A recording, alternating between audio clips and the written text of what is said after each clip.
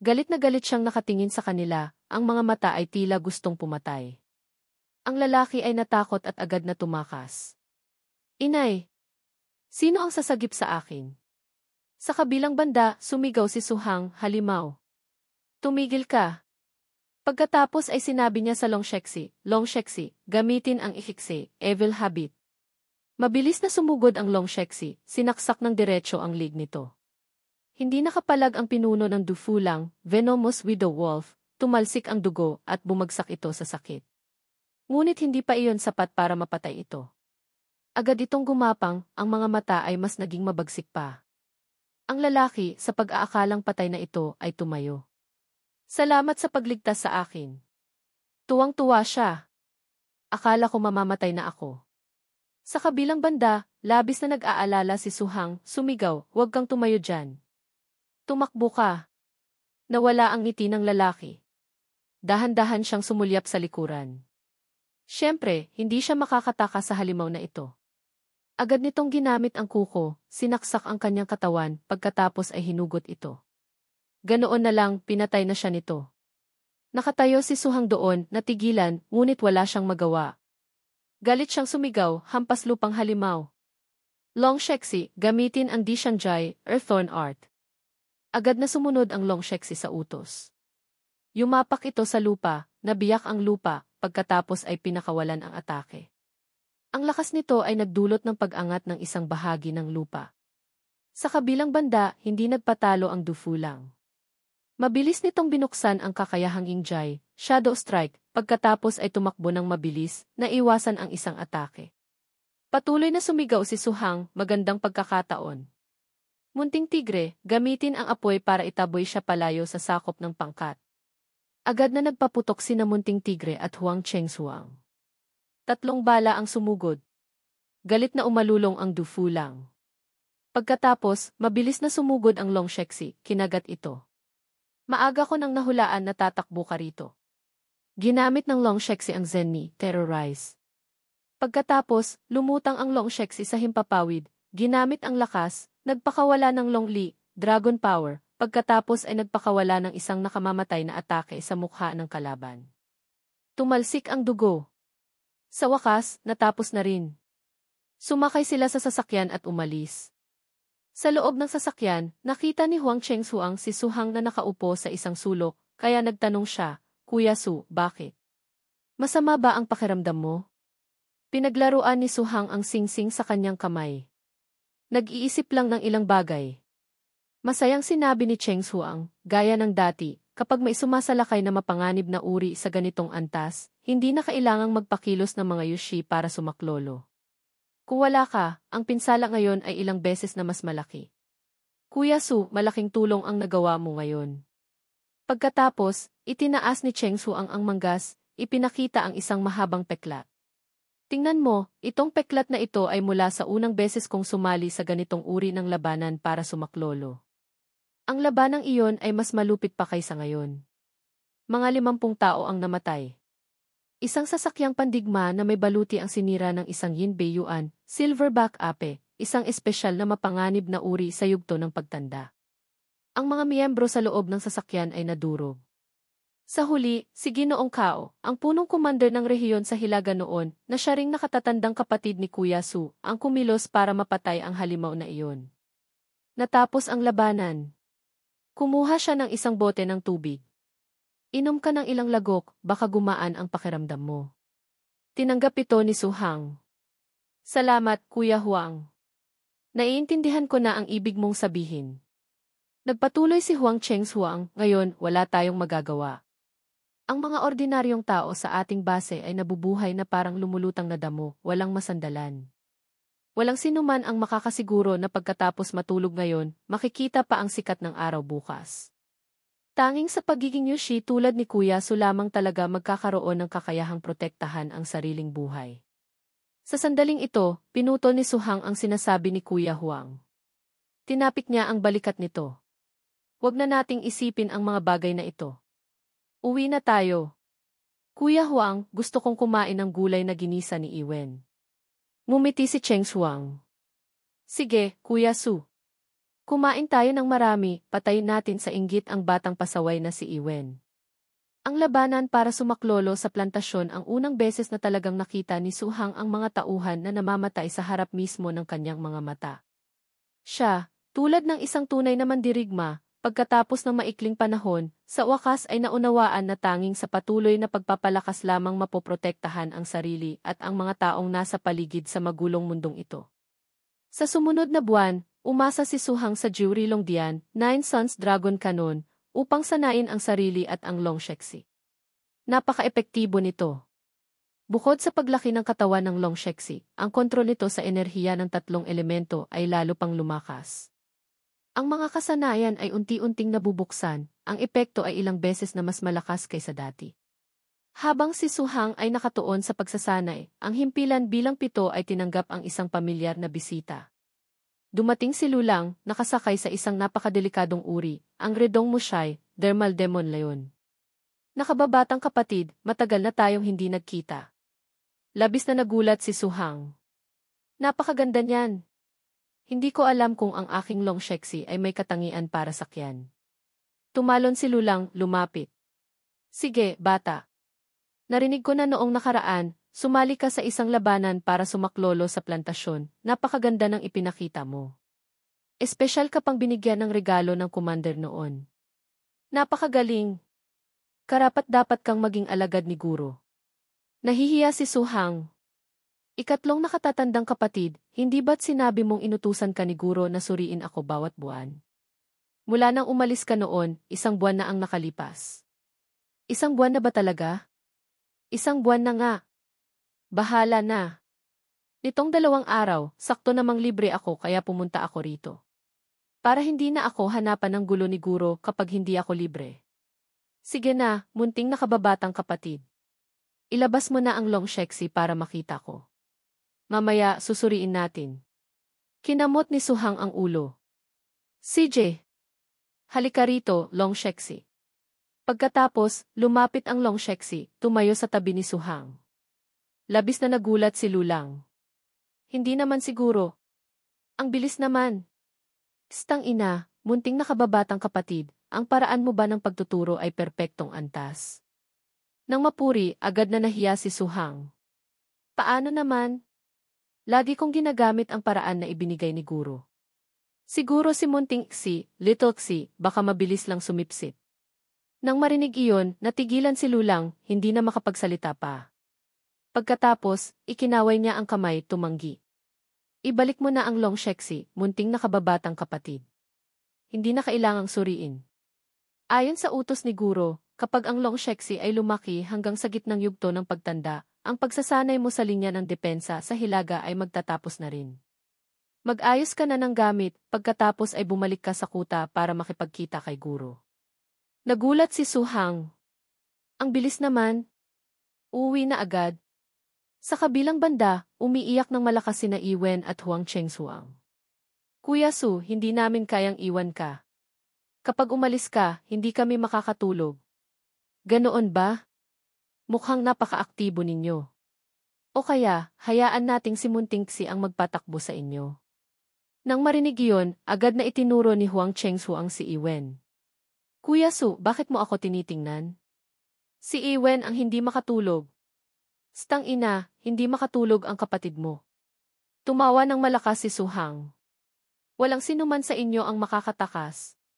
Tumakbo kayo kasama si Munting Xi. Kinabukasan, sa silid pagsasanay ng Ifide, madilim na ilaw na lugar ng pagtitipon. Bumagsak si Suhang sa sahig. Hindi ko na kaya. Hindi ko na kayang tiisin. Mahinang umiti si Lin Fu. Suhang, ang makatiis sa mga atake ko ng ganito katagal, talagang hindi nagkamali ang sinabi ng pinuno ng kuta. Nitong 1 buwan, hindi ka nagpabaya. Pagkatapos, yumuko siya. Kamahalan, binabati kita sa pagkakaroon ng isang mabuting alagad.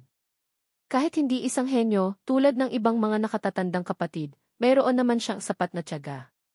Nitong 1 buwan, nagkaroon na siya ng magandang pundasyon sa pagsasanay ng espiritu. Lumapit si Zhouhi. Hindi ko inaasahan na 1 buwan lang, natapos mo na ang pagsasanay, at napakaganda pa ng kinalabasan. Kumusta ka? Nitong mga nakaraang panahon, marami ka bang pinagdaan ng hirap? Kinakamot ni Suhang ang ulo, ngumingiti. Hindi po mahirap, guro. Sa pamamagitan ng paglilinang at pagsasanay, bawat sandali, malinaw kong nararamdaman ang paglago ng buhay. Ang pagsasanay, kumpara sa 3 taon ng pag-aalaga ng itlog na minsan nang nabigo at walang anumang pag-unlad, ito ay mas mabuti na ng maraming beses. Ang ganitong buhay, paano naman magiging mahirap? Nagpatuloy si Zouhi. Alagad, ang Long Sheksi, ang makapaglinang hanggang sa antas na ito ay nalampasan na ang inaasahan ko. Nagbigay din ito sa akin ng karagdagang kumpiyansa sa mga susunod kong plano para sa iyo. Nanlaki ang mga mata ni Suhang sa gulat. Plano? Pupunta ba ako sa harapang linya sa labas? Agad na itinanggi ni Zouhi. Hindi. Inihahanda kita para sumali sa paligsahan ng kontinente sa susunod na buwan. Paligsahan ng kontinente. Isang beses sa 1 taon ginaganap, ito ay isang malaking paligsahan na sama-samang inoorganisa ng 6 na malalaking lugar. Sinasabing paligsahan, pero sa totoo lang, ito ay pag-aagawa ng pagkakataon na makapasok sa mga guho ng Xuilin, dugong gubat. Nagtaka si Suhang. Ang paghahanap ng mga guho, ganoon ba kagrabe? Malapit sa ating lugar, hindi ba't mayroon din? Walang magawa si Zouhi. Alagad, ang mga guho ng Xuilin na ito ay ibang-iba sa mga ordinaryong guho na matatagpuan sa tiwangwang na lupain sa labas.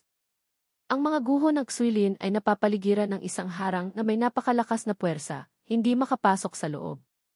At ang mga guho ng Xuilin na ito ay sinasakop ng isang napakalakas na teroristang uri, ang pinuno ng lugar ay isang napakatakot na nilalang. Noong taon na iyon, ang 6 nating malalaking lugar ay nagsanib puwersa. Pagkatapos ng isang matinding labanan, dahil sa sobrang presyon, napilitan itong makipagkompromiso sa atin. Nangako ito na bawat taon, bubuksan nito ang lihim na lugar ng isang beses para papasukin ang 3 yushi upang maghanap, kaya nagkaroon ng paligsahan ng kontinente. Nang marinig ito ni Suhang, agad na nasabi, Guro, napakabihira ng pagkakataong ito, hindi ba't napakatindi ng labanan? Sa lakas ko, makakasali ba ako? May pagkakataon ba akong manalo? Tumawa ng malakas si Zouhi. Batang hangal, huwag kang mag-alala.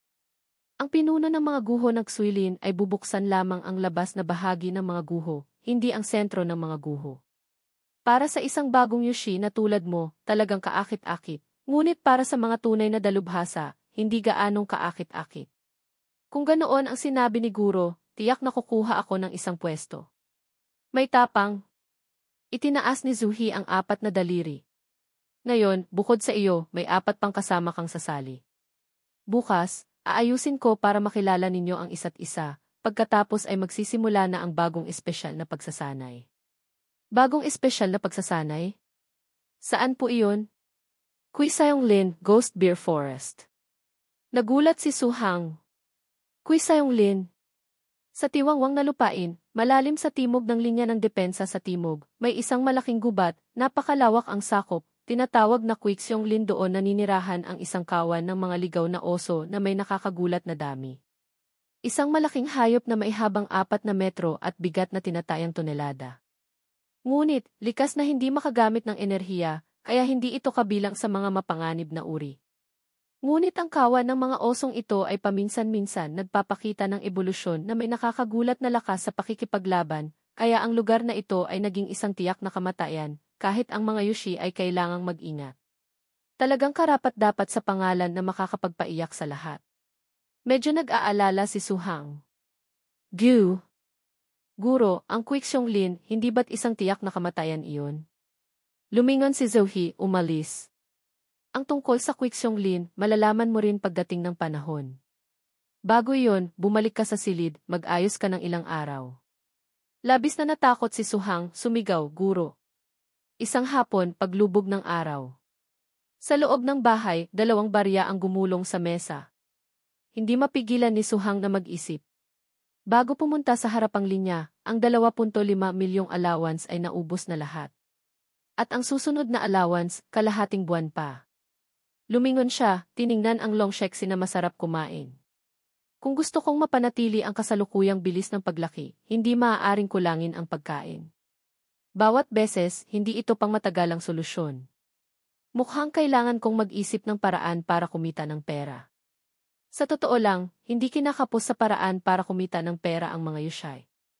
Ang mga yushi na may yuchong na may kakayahang magpagaling ay maaaring magpagaling ng mga sugat at sakit, makakakuha ng malaking kita. Ang mga yuchong na may elemento ng halaman ay maaaring pumunta sa mga plantasyon para gumawa ng mga gamit, makakakuha ng malaki. Ang mga yushi na may yuchong na may elemento ng tubig o kuryente ay maaari ring pumunta sa mga lugar na mayaman. Ngunit kung may tulong ng Jiurilong diyan, maaaring may mas epektibong paraan. Sa sandaling ito, pumunta si Suhang sa palengke ng Ihide. Napakasigla ng palengke, maraming nagbebenta at bumibili. Naglakad siya sa palengke, iniisip, gusto ko sanang makakuha ng isang bagay gamit ang Jiurilong diyan, pero kalahating araw na akong umiikot, wala pa rin akong nakikita. Biglang, isang tindahan ang nakakuha ng kanyang pansin. Pansinin! Pansinin! Mataas na presyo sa pagbili ng Ihide, itim na sutlang ud. Lumapit siya, tinapik ang mesa, at nagtanong sa may-ari ng tindahan, bumibili kayo ng Ihide. Hindi mali. Mataas na presyo sa pagbili. Mayroon ka ba? Mumiti si Suhang ng alanganin. Wala. Gusto ko lang itanong kung para saan ninyo binibili iyan. Agad na nagalit ang may-ari ng tindahan. Ano ang pakialam mo? Kung mayroon ka, bibilihin ko. Kung wala, umalis ka na. Huwag kang humarang sa negosyo ko. Biglang, nakita niya ang mga salita sa isang papel. 1 metro ng ACGVD, 83 barya. Kaya 1 gramo ay 83,000 barya. Hindi niya inaasahan na may bibili ng ACGV sa ganoong kataas na presyo. Talagang tutulungan pa rin ako nitong makahanap ng paraan para kumita ng pera. Ayon sa Jiurilong diyan, ang katas ng itim na pugita, itim na putik, at pampalapot ay pinaghahalo sa ratio na 3, 1, 2, pinipino sa mataas na temperatura sa loob ng 75 minuto para gawin ang EHDT. Gayunpaman, ang paglalarawan ng Jiurilong diyan sa EHDT, itim na sutlang puno, na natural na ginagamit para sa espesyal na paggawa ng EHDT ay matagal ng uri. Ngunit sa EHDT, hindi ito bihira. Mukhang kailangan lang gumawa ng solusyon ng ACCECC para makumpleto ang transaksyong ito at kumita ng pera. Pagsapit ng gabi sa maliit na bahay. Sa loob ng bahay, si Suhang ay gumagawa ng ACCECC, munting si, 2 sipa. Agad na sumipa ng 2 beses ang longsheksi, lumaki ang apoy. Tuwang-tuwa siyang sumigaw, tagumpay. Sa 13 departamento at 5 kawanihan sa GHID. May isang organisasyon na may napaka-espesyal na katayuan, ang Departamento ng Pananaliksik sa Enerhiya ng Mapanganib na Biolohikal na Bagay.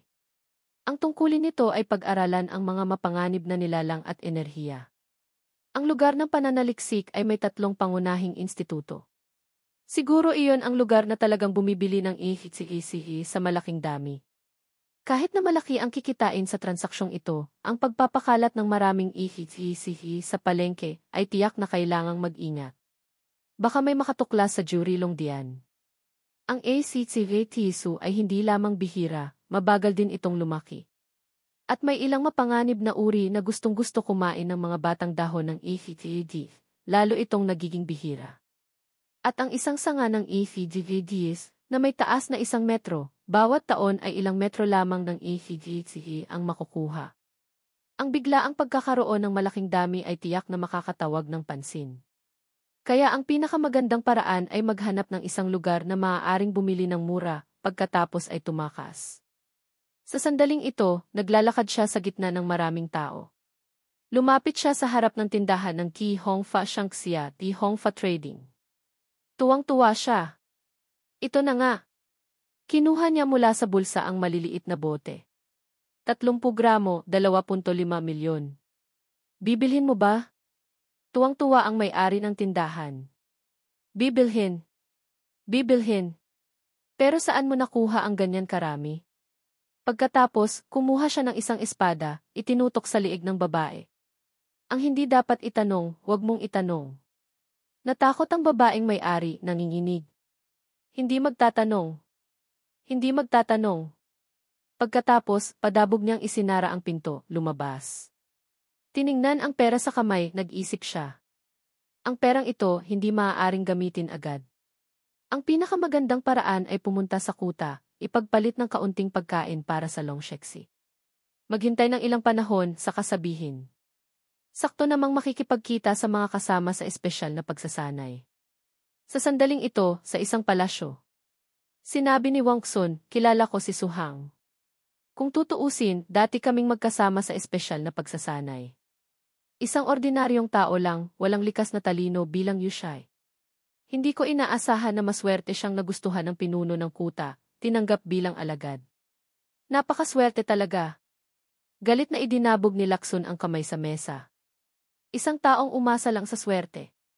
Ang pinuno ng kuta, pinayagan pa siyang maging pinuno ng pangkat para sa paligsahang ito. Biglang lumapit si Lina. Ang pinuno ng pangkat noong nakaraang taon, si Luhan, kahit na pang-apat lang ang nakuha, nawala ng pagkakataon na makapasok sa lihim na lugar, pero ang lakas niya ay hindi pangkaraniwan. Ang pinuno ng pangkat bago pa noon, si Bai Susu, nanalo ng kampyonato sa paligsahan ng 6 na kontinente. At ang lakas na tulad ni Su Hang, gusto pa niyang maging pinuno ng pangkat. Sa kabilang banda, idinagdag ni Lin Yuxin, hindi kaya pinagdududahan ninyo ang desisyon ng pinuno ng kuta. Huwag ninyong sabihin na kayo, kahit ang guro ninyo ay hindi maglalakas loob na magkaroon ng opinyon. Alam nating lahat si Su Hang, pero kailangan din nating aminin na nalampasan na natin siya. Ang unang yutsong niya ay ang pinakamataas na antas ng mapanganib na uri, ang Longshexi. Kayo na nakaupo rito, kahit isang mataas na antas na mapanganib na uri, wala kayong kahit isa. Hindi pa ba sapat iyon para ipakita ang pagkakaiba? Galit na tumayo si Lacson, idinabog ang mesa. Oh! Sa sandaling ito, binuksan ng punong tagapamahala ang pinto, pinapasok si Su Hang. Su Hang, may gagawin ang pinuno ng kuta, kaya hindi siya makakarating. Ang mga kasama mo ay dumating na lahat. Pumasok ka na muna para makipagkita sa kanila. Huwag kang mahiya. 5 tao ang nag-uusap. Isa-isang magpakilala kayo. Ako, matanda na, aalis na muna. Hindi ko na kayo istorbohin, mga bata. Sabay-sabay silang sumagot, punong tagapamahala, mag-ingat po kayo sa pag-alis. Sa sandaling ito, isinara ang pinto. Nagsalita si Wang Xun, dumating na pala ang pinuno ng pangkat. Mabilis ding sumang-ayon si Lina. Tama. Ang pinuno ng pangkat, isa lang ang yutsong. Tahimik si Su Hang, hindi nagsasalita, iniisip ang atmosphere na ito, medyo mali. Sa sandaling ito, lumapit si Lin Yuxin kay Su Hang. Ako si Lin Yuxin. Naging Yushai mahigit 1 taon na ang nakalipas. Sa kasalukuyan, isa akong opisyal na Yushai. Sa ngayon, 2 pa lang ang yutsong ko. Isa ay isang gitnang antas na mapanganib na uri sa yugto ng pagtanda, ang Hua Gihu, Flower Devil Fox. Isa pa ay isang gitnang antas na mapanganib na uri sa yugto ng pagtanda, ang Dian Weiyan, Mudtail Swallow. Tuwang-tuwa rin siyang nakipagkamay. Ako si Su Hang. 2 buwan pa lang akong naging Yushai. Sa kasalukuyan, isa akong opisyal na Yushai. Sa ngayon, isa pa lang ang yutsong ko, ang pinakamataas na antas ng mapanganib na uri, ang Longshexi, nasa gitnang yugto ng pagtanda. Lumapit din si Lacson, ang boses ay puno ng pang-aasar. Napakagaling, ano? 2 buwan pa lang, naging opisyal na Yushi na. Ang unang yutsong ay Longshexi, pinakamataas na antas ng mapanganib na uri. Lacson, tama ka. Talagang mas magaling ako sa iyo ng maraming beses. Labis na nagalit si Lacson.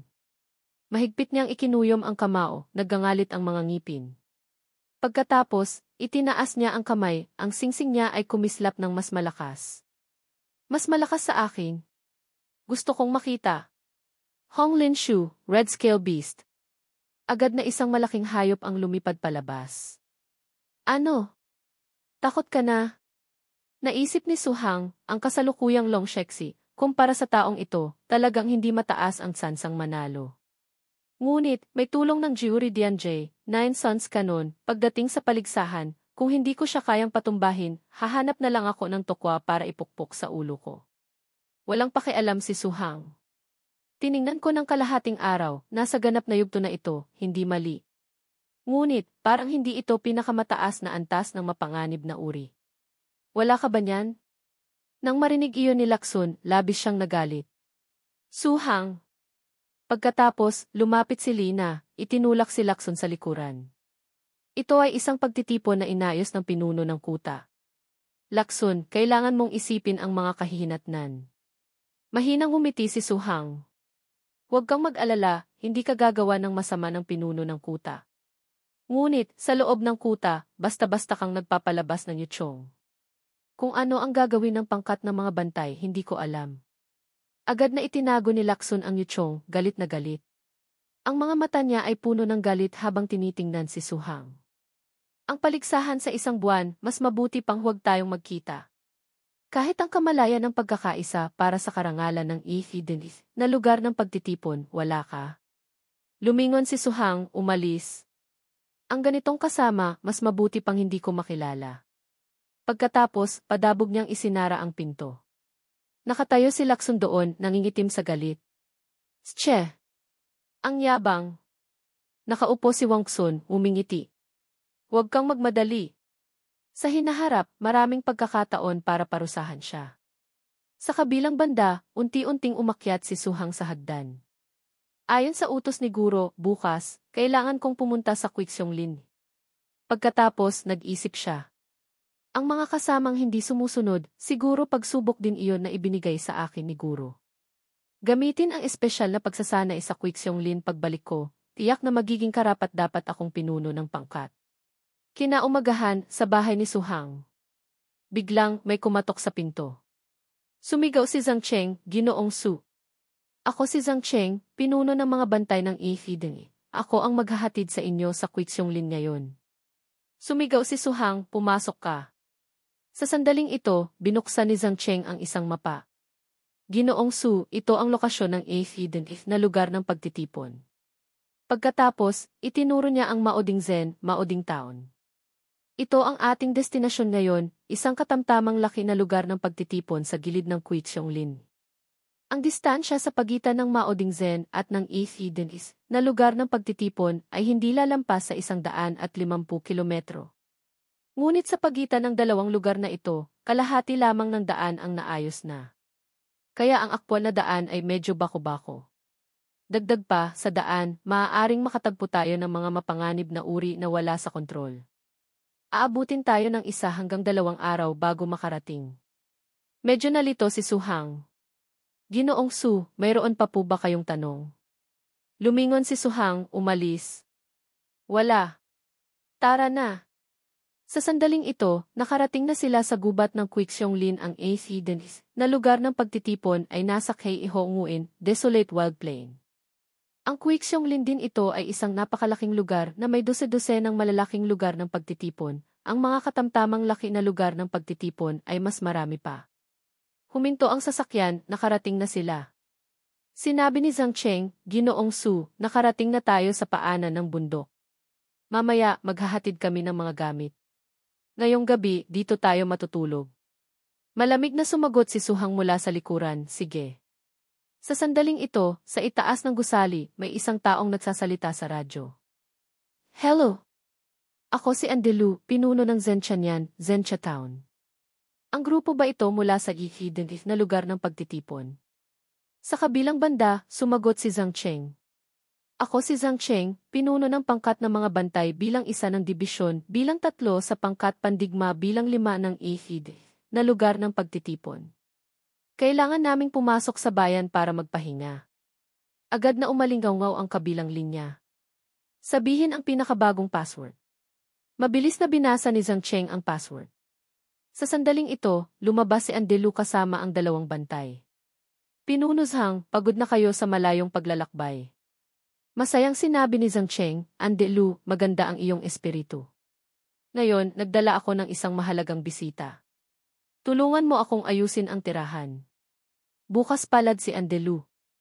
Ano ba naman iyan? Hayaan mo na sa akin iyan, aking matalik na kaibigan. Halika, pumasok muna kayo. Pagsapit ng gabi sa bayan. Isang kama ang malakas na ibinagsak sa sahig. Ginoong Su, ito ang mga gamit ng inyong yutsong, handa na po. Masayang ipinakilala ni Zhang Cheng si Suhang. Ito si Chen Han. Siya ang magiging personal mong sundalo. Sige, salamat sa pagod mo. Agad na tinawag ni Suhang ang Longshexi. Halika rito, Longshexi. Mabilis na lumitaw ang Longshexi. Dahan-dahang hinaplos ni Suhang ang ilong nito. Matagal ka nang nagtitiis, hindi ba? Kumain ka na muna. Agad na nagulat ang dalawa. Ito ba ang yutsong ni Ginoong Su? Biglang, naisip ni Chen Han, hindi binuksan ni Ginoong Su ang kahon ng gamit, kaya bang kainin ng yutsong ang buong kahon. Lumapit ang Longshexi, humihip ng bahagya sa kahon ng gamit. Agad na nabuksan ang mga kahon. Mabilis na sinipsip ng Longshexi ang pagkain. Biglang, sumulyap ang mga mata nito sa dalawang lalaki. Nagkatinginan sila, nag-aalala. Minamaliit ba tayo nito? Sa sandaling ito, sinabi ni Chen Han, Ginoong Su, ang Zenchanyan ay hindi katulad ng Ehiden na lugar ng pagtitipon. Dito, walang curfew. Ang buhay sa gabi ay napakasigla rin. Ang ilang mga kasama ay naghahanda na pumunta sa Zenchanyan para maglibang. Gusto kanilang anyayahan. Tingnan mo kung Mabilis na tumanggi si Suhang. Kayo na lang. Hindi ako sasama. Kung maaari, humanap kayo ng isang gabay para sa akin. Gusto kong umikot-ikot sa bayan. Biglang may kumatok sa pinto. Pumasok si Ana. Ginoong Su, naghahanap po ba kayo ng gabay? Biglang, nahiya siya. Paumanhin, Ginoo. Hindi po sinasadya ni Ana na makinig sa usapan ninyo. Sinabi po ng lolo kong si Andelu na ibigay ko raw sa inyo itong mga espesyal na produkto rito. Mabilis siyang hinila ni Chen Han palapit. Su, makakapagpatunay ako. Ang batang ito ay apo ni Andelu. Kung kailangan mo ng gabay, siya ang pinakaangkop. Agad na yumuko si Suhang, lumapit sa batang babae. CJ, salamat sa pagod mo. Sa sandaling ito, si Suhang ay ginagabayan ni Ana paikot sa bayan. Ang mga silid sa Zenchanyan ay napaka-espesyal. Ang estilo ng arkitektura ay ibang-iba rin sa Jihid na kuta. Karamihan ay tatsulok, parisukat, parihaba ang tuktok, mukhang napaka-three-dimensional. At ayon sa tradisyon ng mga residente ng Zenchanyan, gusto ng lahat ang maitim na kayumangging bubong. Ayon kay Ana, ang ganitong uri ng bahay sa Zenchanyan ay daan-daan na. May mga bahay ng mga residente o mga tindahan ng iba't ibang gamit, lahat ay nasa gilid ng bundok na ito ng Zenchanyan. Medyo malayo pa, may isang toreng bato na mukhang maliit na kuta. Iyon ang Zenchanyan noong unang panahon, ito rin ang punong tanggapan ng munisipyo ng Zenchanyan. Hinila ni Ana ang damit ni Suhang. Sige, Ginoong Su. Ngayong gabi, may labanan ng mga hayop sa Zenchanyan. Hindi ko alam kung interesado po ba kayo. Agad na naging interesado si Suhang. Labanan ng mga hayop. Ang mga bantay ng bayan at ang mga residente namin, paminsan-minsan ay nakakahuli ng ilang ligaw na hayop. Ang labanan ng mga hayop ay gagamitin ang mga hayop na iyon para maglaban, para makaakit ng mga manonood. Tuwang-tuwa si Ana. Kung mamatay ang ligaw na hayop sa labanan, hindi masasayang. Ang karne nito ay ipapamahagi sa mga residente. Ngayon, sakto namang may isang labanan ng isang espesyal na ligaw na hayop na hindi pa nakikita sa Zenchanyan. Ang ligaw na hayop na iyon ay lalaban sa isang ligaw na tigre. Maraming tao ang naakit sa labanang ito. Nang marinig iyon ni Suhang, nag-isip siya. Ang ligaw na tigre, kahit isang ordinaryong ligaw na hayop lang, pero ang mabangis na hayop na ito ay napakabagsik, likas na mabagsik. Ang pagmamasid sa pakikipaglaban nito ay maaaring makatulong sa pag-aalaga ng Longshexi. Tuwang-tuwa siya. Tara na. Manood tayo. Agad na masayang sumang-ayon si Ana. Nang ibigay ng tindera ang 2 tiket, agad na nakilala ni Ana. Ay, Ana. May nobyo ka na pala? Saan galing itong gwapong ito? Bago lang ba rito? Bakit hindi ko pa siya nakikita sa Zenchanyan? Agad na nagalit si Ana. Tita Barina, huwag kang magsalita ng kung ano-ano. Pagkatapos, lumingon siya, hinila si Suhang. Tara na. Pumasok na tayo, Ginoong Su. Pumasok sila, nakakuha ng atensyon ng maraming tao. Tuwang-tuwa rin si Ana. Salamat sa lahat. Pero ngayon, hindi ako masyadong komportable. Sa susunod, tiyak ti. Naisip ni Suhang, mukhang sikat si Ana sa Zenchanyan. Sa sandaling ito, isang lalaki ang lumapit. Mahalagang bisita, Ana. Bakit ngayon ka lang nagkaroon ng libreng oras para pumunta rito kay Tio? Mabilis na sumagot si Ana, Tio, kasama ko po itong mahalagang bisita. Ayusin mo po ang pinakamagandang upuan, ha? Kung hindi, isusumbong kita kay Lolo. Nagtataka si Tio, sino ba itong binatang ito? Biglang, nakita niya ang singsing ng Yushai. Naisip niya, ang taong ito, hindi maaaring saktan. Agad siyang sumalubong. Kagalang-galang na Ginoo, maligayang pagdating sa arena ng Zen Chanyan. Isang karangalan. Sa sandaling ito, nagsimula na ang labanan. Malakas na nagsalita ang tagapagsalita, mga manonood, mga mahalagang bisita. Ang ating arena ay magsisimula na ngayon. Maligayang panonood. Agad na nagsigawan ang lahat. Itinuro ng tagapagsalita ang mabangis na tigre sa likuran. Gaya ng inaasahan ng lahat, nagdala ang pangkat ng mga bantay ng bayan ng isang ligaw na tigre na maihabang mahigit 3 metro, bigat na mahigit 300 kilo. Ang tigre sa loob ng bakal na hawla ay umuungal. Nagsimulang maging excited ang mga manonood. Ang ligaw na tigreng ito mukhang napakabagsik. Isang mabangis na hayop. Siya ang pinakamagaling na mangangaso sa Zen Chanyan na nahuli ni E. Bilisan mo na. Magsimula na. Agad na sumigaw ng suporta si Ana. Kaya mo yan. Kaya mo yan. Pinakalma ng tagapagsalita ang lahat. Kalma lang, mga manonood. Hayaan ninyong ipakilala ko ang kalaban nito. Siya ay ni. Sige na. Inaamin kong hindi pa ako nakakita ng ganito kakaibang labanan ng mga hayop. Sana ang munting nilalang na hindi sinasadyang nahuli ay makapagbigay ng sorpresa sa lahat. Biglang, isang kahon ang lumipad. Sa loob nito ay ang Xun Baoshu, treasure hunting beast. Nahulog ito, nabuksan din ang takip ng kahon. Umupo ang Xun Baoshu, nahihilo. Sa sandaling ito, dahan-dahang lumapit ang ligaw na tigre, napakatakot.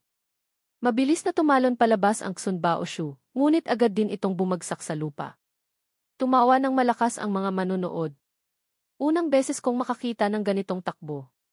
Nagulat si Suhang, iniisip, ito ay hindi ba't iyon? Umalulong ang tigre, pagkatapos ay tumalon, sumugod sa Xun Baoshu. Natakot ang Xun Baoshu, sumigaw. Natakot ang Xun Baoshu, sumigaw. Agad na hinabol ito ng ligaw na tigre, ang mga mata ay napakabagsik, malakas na umuungal. Pagdating sa pader, wala nang matatakbuhan ang Xun Baoshu. Nanginginig ito sa takot. Dahan-dahang lumapit ang tigre, haharapin ang kalaban. Labis na nasiyahan ang mga manonood. Ang bilis! Akala ko kakagatin na siya ng ligaw na hayop hanggang mamatay. Hindi ko inaasahan na babaligtarin niya ang sitwasyon. Napakagaling! Diyos ko! Ano bang ligaw na hayop yan? Sa sandaling ito, sa ibaba, nag-isip si Suhang. Ayon sa talaan ng Jiuri Longdian, sa mga mapanganib na uri, may 4 na bihirang uri na lumilitaw lamang sa mga alamat. Kinikilala silang napakalakas, kaya tinatawag silang 4 na banal na uri sa mga alamat. Ang 4 na uri sa mga alamat ay, ayon sa pagkakasunod-sunod, Shen Mixi, Mystic System, Shen Kixi, Miracle System, Shen Jixi, Divine Relic System, Shen Huaxi, Mythical System. Hindi maaaring magkamali. Ang bilis at reaksyon na ito, ang ordinaryong ligaw na hayop ay hindi magkakaroon nito. Dagdag pa ang gintong marka sa noo at ang sensitibong pangangatawan na ito. Ang munting ligaw na hayop na ito ay isa sa 4 na maalamat na uri, ang lahi ng Shen Mixi, ang Xun Baoshu. Ang Xun Baoshu ay isang mataas na antas na mapanganib na uri, ngunit tila walang anumang agresibong katangian. Ngunit mayroon itong napakabihirang kakayahan ng Shen Mixi. Ang Xun Baoshu ay napakabihira, at gaya ng pangalan nito, likas na marunong maghanap ng kayamanan, ginagamit ang kayamanan bilang pagkain. Ang mga bakas nito ay karaniwang makikita lamang sa mga malalaking guho sa isang lihim na lugar.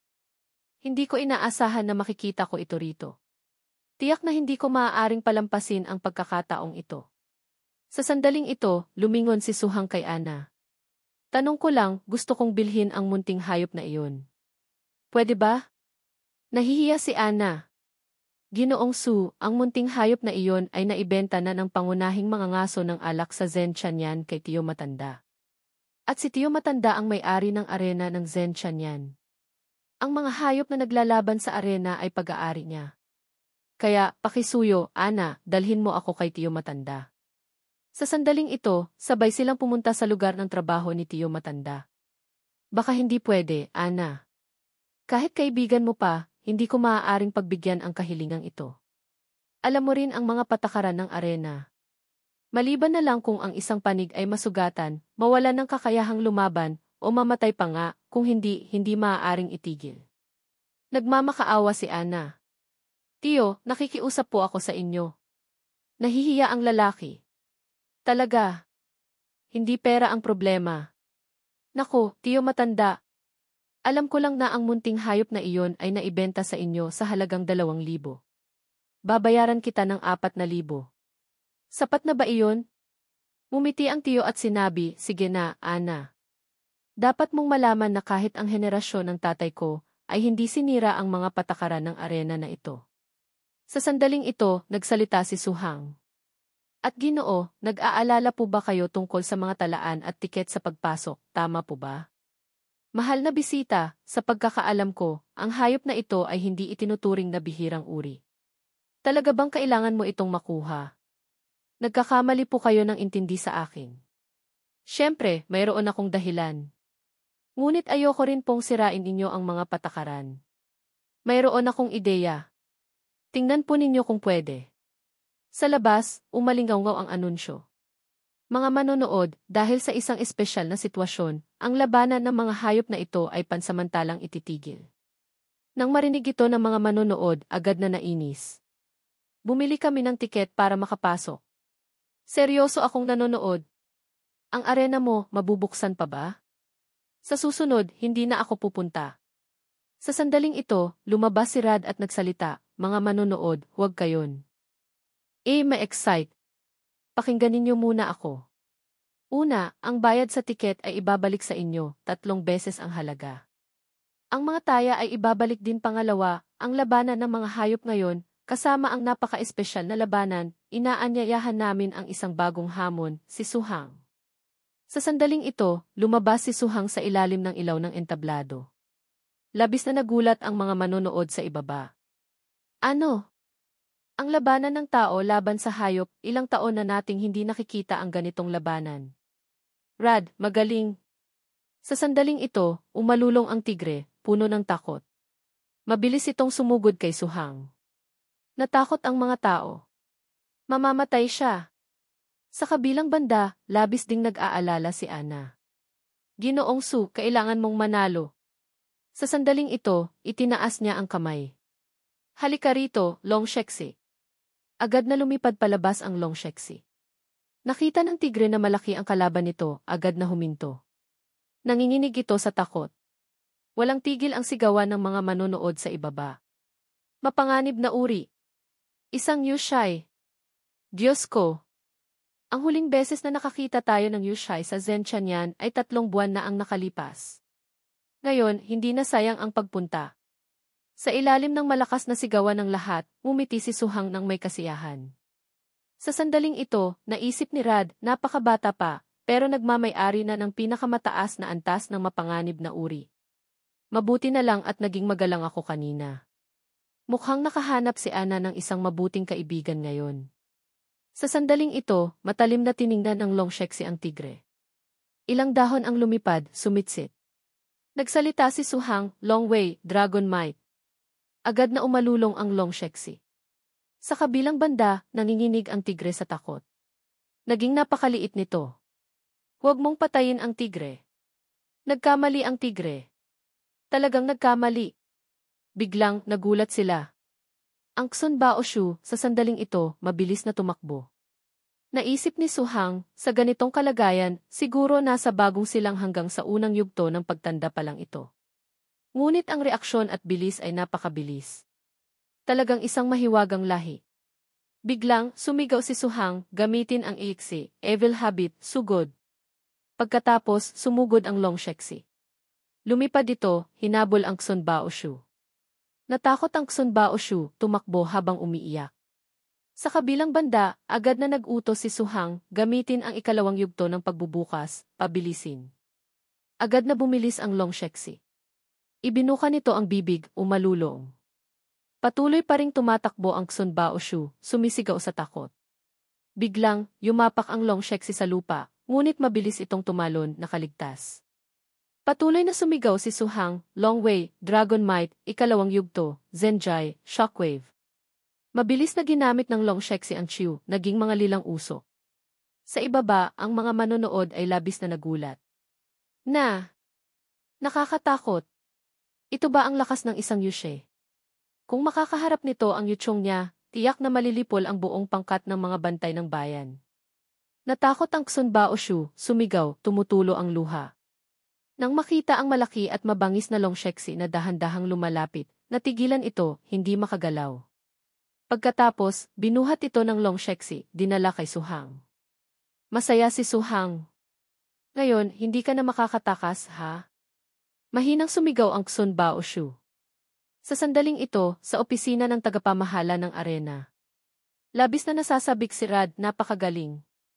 Ginoong Yushai, unang beses kong makakilala ng isang batang Yushi na kayang sanain ang pinakamataas na antas ng mapanganib na uri. Mahinang umiti si Su Hang, hawak ang maliit na hawla na mailamang Xun Baoshu. Masyado ninyo akong pinupuri.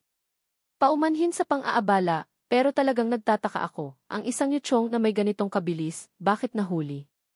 Walang pag-aalinlangan na ibinahagi ni Rad siya. Siya ay isang basalyo ng Hidden na kuta. Ang Zenchan yan ay hindi lamang isang mahalagang himpilan ng supply sa timog, ang Zenchan yan ay mahusay din sa paggawa ng alak. Noong una, ang alak sa Zenchan yan ang nakaakit sa pansin ng Hidden na kuta, kaya naging basalyo ito. Nahuli siya sa bodega ng alak ng Zenchan yan. Narinig ko na ang munting nilalang na ito ay paulit-ulit na pumasok sa bodega ng alak, binasag ang banga ng alak na 30 taon nang nakaimbak, na ihahanda sanang dalhin sa kuta para sa pinuno ng Iide. Pagkatapos, maraming tao ang humabol sa kanya sa loob ng 7 araw. Akala nila wala na silang mahuhuli, pero natagpuan siyang lasing sa isang banga ng alak, mahimbing na natutulog. Pagkatapos, naibenta siya rito. Tiningnan ni Su Hang ang hayop sa kanyang harapan. Hindi nakapagtataka kung bakit nahuli. Ang Xun Baoshu, likas na may malaking lakas, iyon pala ay dahil sa kalasingan. Sa sandaling ito, nakatayo sila sa harap ng bahay ni Su Hang. Ana, ang nangyari ngayon, salamat. Utang ko sa iyo ang isang pabor. Ngumiti si Ana. Ano ba iyan? Maliit na bagay lang ito. Narinig ko na si Ginoong Su, bukas, mayroon pa kayong gagawin. Magpahinga na po kayo ng maaga. Tama ka rin. Sasabihin ko kina Chen Han na sa susunod, magdala sila ng ilang mga kawili-wiling bagay mula sa gid. Pagkatapos, pumasok siya sa silid, inilagay ang maliit na hawla sa mesa. Sa sandaling ito, yumakap ang Xun Baoshu sa bakal na rehas, umiiyak ng malakas. Galit si Su Hang. Ang galing mo. Anong ekspresyon iyan? Kung hindi kita iniligtas mula sa arena, naniniwala ka bang maaga o huli, mamamatay ka roon? Huminto sa pag-iyak ang Xun Baoshu, nagtatakang tumingin sa kanya. Pagkatapos, dahan-dahan niyang hinawakan ang ilong nito, iniisip, ang bakal na hawlang ito, ang haba ay hindi pa kasing haba ng kalingkingan ko. Kung si Long Shexi ito, tiyak na sisirain niya ang hawla at tatakas. Mukhang ang uri ng yuchong na Shen Mixi tulad ng Xun Baoshu ay talagang walang anumang agresibong katangian. Pagkatapos, kinurot niya ang pisngi nito. Ang susunod ay ang pagpaplano kung paano alagaan ang munting nilalang na ito. Paano ko gagawin ito? Hindi rin nakasulat sa Jiurilong diyan kung ano ang gusto niyang kainin. Biglang, sinabi niya, bahala na. Gutumin na lang muna natin ng ilang araw. Lumingon siya, tumawa ng malakas. Sa panahong iyon, kung ano ang ipakain, iyon ang kakainin niya. Biglang kumislap ang singsing sa kanyang kamay. Nataranta siya. Patay na. Masyado akong nag-isip tungkol sa Xun Baoshu, nakalimutan kong pakainin si Long Shexi ng hapunan. Sa sandaling ito, lumapit si Su Hang, binuksan ang kabinet ng pagkain, pagkatapos ay inilapag sa mesa, kumalabog. Pagkatapos, sunod-sunod niyang ibinuhos ang laman ng mga banga ng pagkain sa isang malaking palanggana. Sa kabilang banda, labis na nasasabik ang Xun Baoshu. Pagkatapos, ginamit niya ang kutsara para haluin. Naakit ang Xun Baoshu sa palanggana ng pagkain, labis siyang naglalaway. Pinunasan ni Suhang ang pawis sa noo. 3 beses na mas marami kaysa karaniwan, siguro makakatagal hanggang sa Dingzan Town bukas. Nang makita ang masarap na pagkain, naglalaway na tiningnan ito ng Xun Baoshu. Pagkatapos, agad na tinawag ni Suhang ang Longsheksi. Ang malaking Longsheksi ay tumayo sa harap ng palanggana ng pagkain, pagkatapos ay agad na kumain ng walang tigil. Gutom ang Xun Baoshu ngunit hindi makakain, umiyak ito. Nagtatampo itong lumingon. Nang makita ito ni Suhang, agad na nag-alala. Pagkatapos, inalo niya ito. Gusto mo ring kumain? Agad itong tumango ng paulit-ulit. Agad na sumandok si Suhang mula sa palanggana ng pagkain ng Longsheksi. Nang makita ito, agad na nagulat ang Longsheksi. Pagkatapos, dinala niya ito sa harap ng Xun Baoshu, marahang sinabi, halika, kumain ka. Agad na kinuha ito ng Xun Baoshu, masarap na kumain. Nang makita ito ng Longsheksi, nagulat ito. Si Suhang naman ay nag-isip, hindi ko inaasahan na gustong-gusto ng Xun Baoshu ang pagkain ng Longsheksi. Hindi na ako mag-aalala na magugutom ito. Mabilis na naubos ng Xun Baoshu ang pagkain sa kutsara. Masaya si Suhang. Gusto mo pa bang kumain? Mamaya, bibigyan pa kita. Lumingon siya, akmang kukuha pa, ngunit biglang, naubos na ng Longsheksi ang pagkain. Ang Longsheksi talagang sakim. Pagkatapos, agad niyang sinabi, Longsheksi, sa susunod, kailangan mo talagang kumain ng mas kaunti. Kailangan mong bigyan ang Xun Baoshu. Agad na nagalit ang Longsheksi. Pakinggan mo ito. Iyan ba ang kaya mong sabihin? Ginamit ni Suhang ang kutsara, kinutusan ang ulo nito. Sige na. Ikaw ang kuya, kailangan mong magpakita ng magandang halimbawa. Sige na, ngayon, pakakainin ko kayo ng busog. Lumipat ang eksena sa kinabukasan. Nakatayo si Ana sa itaas, masayang kumakaway ng paalam. Kinaumagahan, nagpaalam si Suhang kay Ana, umalis papuntang Dingzan. Kumpara sa katamtamang laki na lugar ng pagtitipon ng Zhenjiang, ang Dingzan ay malinaw na mas malaki. Ang maliit na bayang ito ay may isang hindi maliit na pagawaan, pangunahing gumagawa ng bakal, tanso, at lata, 3 uri ng metal. At ayon kay Zhang Cheng, ang Dingzan at ang Quixiong ay mayroon pa ring isang bagay. Ngunit dahil sa disiplina, hindi masabi ng malinaw ni Zhang Cheng, sinabi lang na malalaman ni Suhang pagdating doon. Pagkatapos, pumunta sila sa Dingzan. Pagkapasok sa Dingzan, naramdaman ni Suhang ang makapal na industrial na amoy. Ang amoy ng uling pagkatapos ng pagtunaw ay kumakalat sa hangin. At dinala ni Zhang Cheng si Suhang ng diretso sa gusali ng pamamahala sa sentro. Sa sandaling ito, naintindihan ni Suhang kung ano ang hindi masabi. Iyon pala ay may libu-libong residente at 150 katao sa pangkat ng mga bantay. Ito ay isang maliit at independenteng lugar ng pagtitipon. Ngunit sa totoo lang, ito ay isang basalyo ng Ihiden na lugar ng pagtitipon, pangunahing nagbibigay ng metal at mga pananim. Ngunit ang mga mineral na minimina sa bayan ay nasa Quixiong ang ordinaryong tao ay hindi makakapagmina. At ang Dingzan ay maaaring makapagmina ng malaking dami ng mineral sa Quixiong lalo pang nagpagulat kay Suhang. Ang buong Quixiong pala ay teritoryo ng guro, o mas tama, teritoryo ng isang yuchong ng guro. Ang guro ay maaaring makontrol ang buong kawan ng mga oso sa Quixiong gamit lamang ang isang yuchong. Sa sandaling ito, sa silid ng pamamahala, nag-iinuman ang lahat. Tanging si Suhang ang tahimik na nakatayo sa tabi ng bintana. Napabuntong hininga siya, nag-isip. Masyado kong pinataas ang imahe ni guro. Ngunit hindi ko inaasahan na ang pagiging nakakatakot at ang lakas ni guro ay higit pa sa aking inaakala. Ayon sa komisyoner ng Konseho ng Pamamahala, ang Quixiong sa kasalukuyan ay may 4 na yuchong na nagbabantay.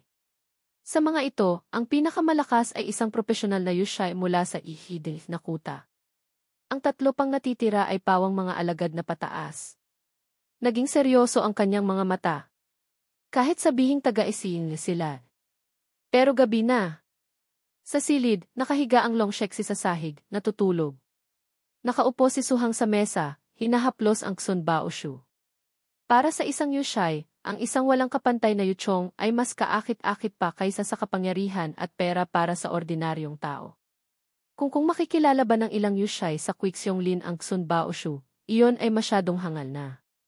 Ang pinakamagandang paraan ay hinawakan niya ang ilong ng Xun Baoshu. Munting nilalang, gusto mo bang maging kasama ko? Agad na sumigaw ang Xun Baoshu. Biglang kumulo ang tiyan nito. Nag-alala si Suhang. Bahala na. Kumain ka muna. Pagkatapos kumain, saka natin pag-usapan. Sa kabilang banda, mabilis na sumigaw ang Long Shexi bilang pagtutol. Agad na nagulat si Suhang. Sa kabilang bahagi ng silid, sumigaw si Suhang, ano ang gusto ninyong gawin? Kumain kayo ng maayos para sa akin. Pagkatapos malaman ang tungkol sa 4 na Yushai sa Kwiksyonglin, balak sana ni Suhang na pumunta agad sa Kwiksyonglin, ngunit sa huli, pinili niyang manatili sa Liudingzen, Liuding Town, ng 3 pang araw.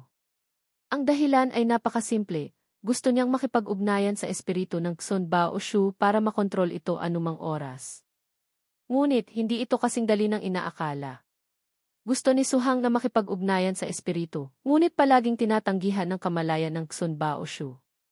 Kahit na binuklat na niya ang Jiurilong Dian, wala pa ring kaugnay na talaan. Kaya, naisip ni Suhang ang isang hangal na paraan. Tuwang-tuwa siyang sumigaw, hindi ba't ikaw ang Xun Baoshu? CJ! Dadalhin kita para maghanap ng kayamanan. Sa kasamaang palad, hindi kasing dali ng inaakala ang mga bagay. Galit siyang nagmura sa Xun Baoshu, walang hiya. Sabi mo maghahanap tayo ng kayamanan. Buong umaga, kung hindi ka nang huli ng paru-paro, hinahabol mo naman ang mga asong babae. Hindi ba't nasa yugto ka pa ng pagkabata? Pagkatapos, malamig siyang tumingin dito, ang kamay ay dahan-dahang tumunog. O kaya, kung malaman kong isa ka lang walang kwentang hayop, ibibigay kita sa Long Shexi. Agad na sumigaw ng pagtutol ang Xun Baoshu. Pagkatapos, ginamit nito ang lakas para maghanap. Itinuro nito ang unahan, sumigaw. Tuwang-tuwa si Suhang. Nakita mo na. Nagulat siyang lumingon. Iyon pala ay isang bar. Medyo nalito siya. Hindi ba't sinabi mong may aura ng kayamanan dito? Paulit-ulit itong tumango, sumigaw. Pagkatapos, nag-isip siya. Ngayon, totoo na kaya ito? Sa katawan nito, parang may enerhiya ng Shen Mixi. Mahina siyang humiti, pagkatapos ay binuhat ito. Ayaw mong pumunta? Sino ang nakakaalam kung anong klaseng basura na naman ang dadalhin mo pa uwi para gawing pagkain ng Long Shexi? Nang marinig iyon, agad na nagulat ang Xun Baoshu. Pagkatapos, paulit-ulit nitong itinuro ang bar, walang tigil na sumisigaw. Sa sandaling ito, itinuro ni Suhang ang direksyong iyon at sinabi, gusto mong pumunta? Gustong-gusto mo ba ang kayamanang iyon? Tumango ito, mahinang sumigaw. Pagkatapos, sinabi niya, pero bakit kita tutulungang maghanap ng kayamanan? Agad na nalungkot ito, nang hina ang buong katawan. Pero gusto kong maging mabuting tao, gumawa ng mabuti. Ngunit kailangan mong sumang-ayon sa isang kahilingan. Sabi mo. Naisip ng Xun Baoshu ang tanikala at ang latigo, agad na natakot. Tumawa ng malakas si Suhang. Iyon pala ang inaalala mo. Tama. Isang ugnayang espiritual lang, hindi kita susupilin. Agad na gumaan ang pakiramdam nito. Itinaas ang kamay, nag-apir sila, naging kasunduan. Pagkatapos, inilagay niya ito sa backpack sa likuran niya. Walang pagmamahal bilang pundasyon, napakahirap makipag-ugnayan sa espiritu. Kahit makipag-ugnayan, madaling tanggihan. Ang ugnayang espiritual ay iba.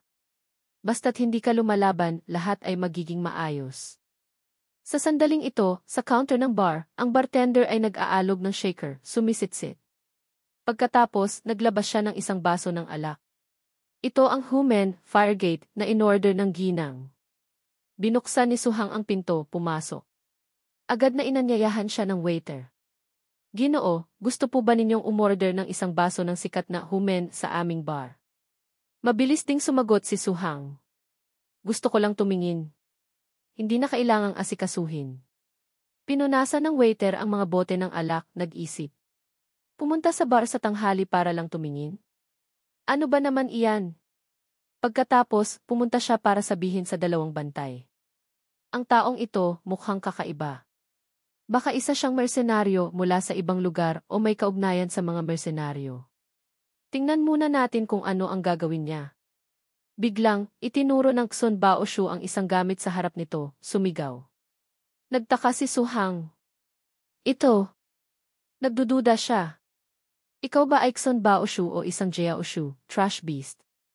Nang marinig iyon, labis na nagalit ang Xun Baoshu. Biglang, ang pangit na gamit na iyon ay agad na nagbago, naging isang sinaunang inidoro. Labis na nagulat si Su Hang. Ito ba ang Biansing Teishai, Shepe Shifting Stone, na sinasabi sa Jurilong Dian? Ang paglalakbay ng Yuchong para maging dragon ay napakahirap at puno ng pagsubok. Ang mga kinakailangang sangkap para sa ebolusyon ay napakakritikal. Ang Biansing Taishi ang pangunahing sangkap na kailangan para maging dragon. Tuwang-tuwa siyang umiyak, hinaplos ang ulo ng Xun Baoshu. Hindi ko inaasahan na makikita ko ang mga bagay na hindi ko man lang maisip. Salamat sa iyo, Xun Baoshu. Talagang isang Shen Mixi.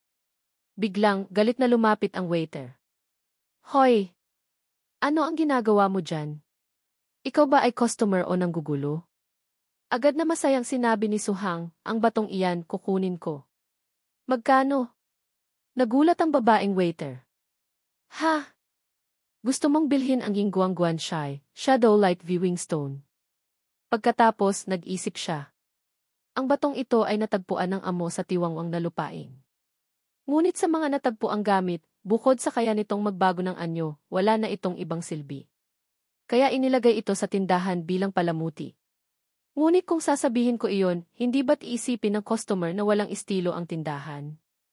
Pagkatapos, agad niyang ikinaway ang kamay. Ang bagay na ito, napakamahal. Ililibre na lang kita ng isang inumin. Pagkatapos uminom, umalis ka na. Hindi mo ito kayang bilhin. Ngumiti si Su Hang at sinabi, ayos lang. Magkano? Agad na sumigaw ang waiter, 1,000,000. Kung makakapaglabas ka ng 1,000,000 diamante, ang batong ito, sa iyo na. Agad na naglabas ng pera si Su Hang. Kasunduan. Natigilan siya. Pagkatapos, mabilis nilang natuklasan, may pera ka. Sa sandaling ito, sinabi ni Su Hang, ang pera ko, hindi na kailangang bawasan ang presyo. Ngunit kailangan mong dalhin ito sa gusali ng konseho ng pamamahala para sa akin. Biglang, natuklasan nila na may suot siyang singsing ng Yushai. Agad silang lumuhod, paulit-ulit na yumuko. Nakagawa kami ng pagkakamali. Nakagawa kami ng pagkakamali. Ako ang may mata ngunit hindi nakakita, hindi ko nakilala ang Ginoong Yushai. Tiyak na dadalhin namin ito. Ang presyo kanina, mali ang sinabi. Sa totoo lang, 1 diamante lang ay sapat na. Medyo nainis si Su Hang. Ang mga Yushai, nagsisikap at nagpapakahirap para protektahan kayo, hindi para paglaruan ninyo. Wala nang susunod. Natakot sila, sabay-sabay na sumagot, opo. Opo. Tiyak na hindi na kami magkakamali. Pagkatapos, lumabas si Su Hang, padabog na isinara ang pinto. Sa proseso ng pagsupil ng Yushai sa Yuchong, may dalawang sitwasyon kung saan maaaring masupil ito sa maikling panahon. Isang napakalakas na Yushi ang sumusupil sa isang mababang antas na Yuchong. Ang isa pa, ang Yuchong mismo ay pumapayag o gusto pang ang masupil ng Yushai. At ang Xun Baoshu ay kabilang sa pangalawang uri. Para masupil ang Xun Baoshu sa loob ng 3 araw sa Liudingzhen, labis na nahirapan si Su Hang. Dinala niya ito para maghanap ng kayamanan sa buong Liudingzhen, kumain ng lahat ng bagay, at gumanap pa bilang isang ina na nagkukwento para patulugin ang Xun Baoshu. Siyempre, hindi rin kakaunti ang mga masasarap na pakinabang. Halimbawa, maaaring dalhin ang Xun Baoshu sa mga lihim na lugar at guho para maghanap ng kayamanan. Sa hinaharap, ang kayamanan ay magiging bundok. Ngayon, itinuturing ng Xun Baoshu si Su Hang na parang isang anghel, umaasa na agad siyang supilin ni Su Hang. Ngunit naramdaman ni Su Hang na sapat na iyon para umasa sa kanya ang Xun Baoshu. Bawat araw, sinasanay ni Su Hang ang bilis ng Xun Baoshu. Bawat araw, naglalaan siya ng oras para magsanay sa likod bahay ng konseho ng pamamahala, hinahayaan ang Longsheksi na sanayin ang Xun Baoshu. Lumilipad ang Longsheksi, hinahabol ang Xun Baoshu sa buong bakuran. Sumigaw ang Longsheksi, paa, hulihin mo ang Xun Baoshu. Sa sandaling ito, umubo si Su Hang. Kapag ang Xun Baoshu ay pinahihirapan hanggang sa wala ng anyo, lilitaw si Suhang na parang isang anghel para kontrolin ang marahas na kilos ng Long Shexi. Lumapit siya sa harap ng Long Shexi, sumigaw, tigil. Long Shexi, bitawan mo ang Xun Baoshu. Bakit mo siya inaapi? Hindi ba pwedeng mas malumanay? Nagtaka ang Long Shexi. Pinagawa mo ako niyan?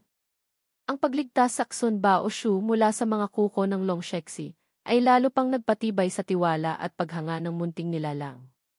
Pagkatapos, mabilis itong yumakap kay Suhang, umiiyak ng malakas. Huwag kang umiyak. Huwag kang umiyak. CJ. CJ. Susupiling kita. Lahat ay pakikinggan kita. Lahat ay pakikinggan kita. Iniwan ang nagkasalang Long Shexi sa likuran. Ganoon na lang, naging matagumpay ang plano ni Suhang. Kinaumagahan, lumabas sila sa Quixiong biglang, huminto ang sasakyan. Ginoong Su, pagtawid sa ilog na ito, nasa loob na tayo ng Quixiong ang susunod na paglalakbay, may susundo sa inyo. Ngumiti si Suhang. Salamat sa pagod ninyo. Biglang, may isang oso na tumakbo. Ang mga yapak nito ay kumalabog. Pagkatapos, lumipad ito.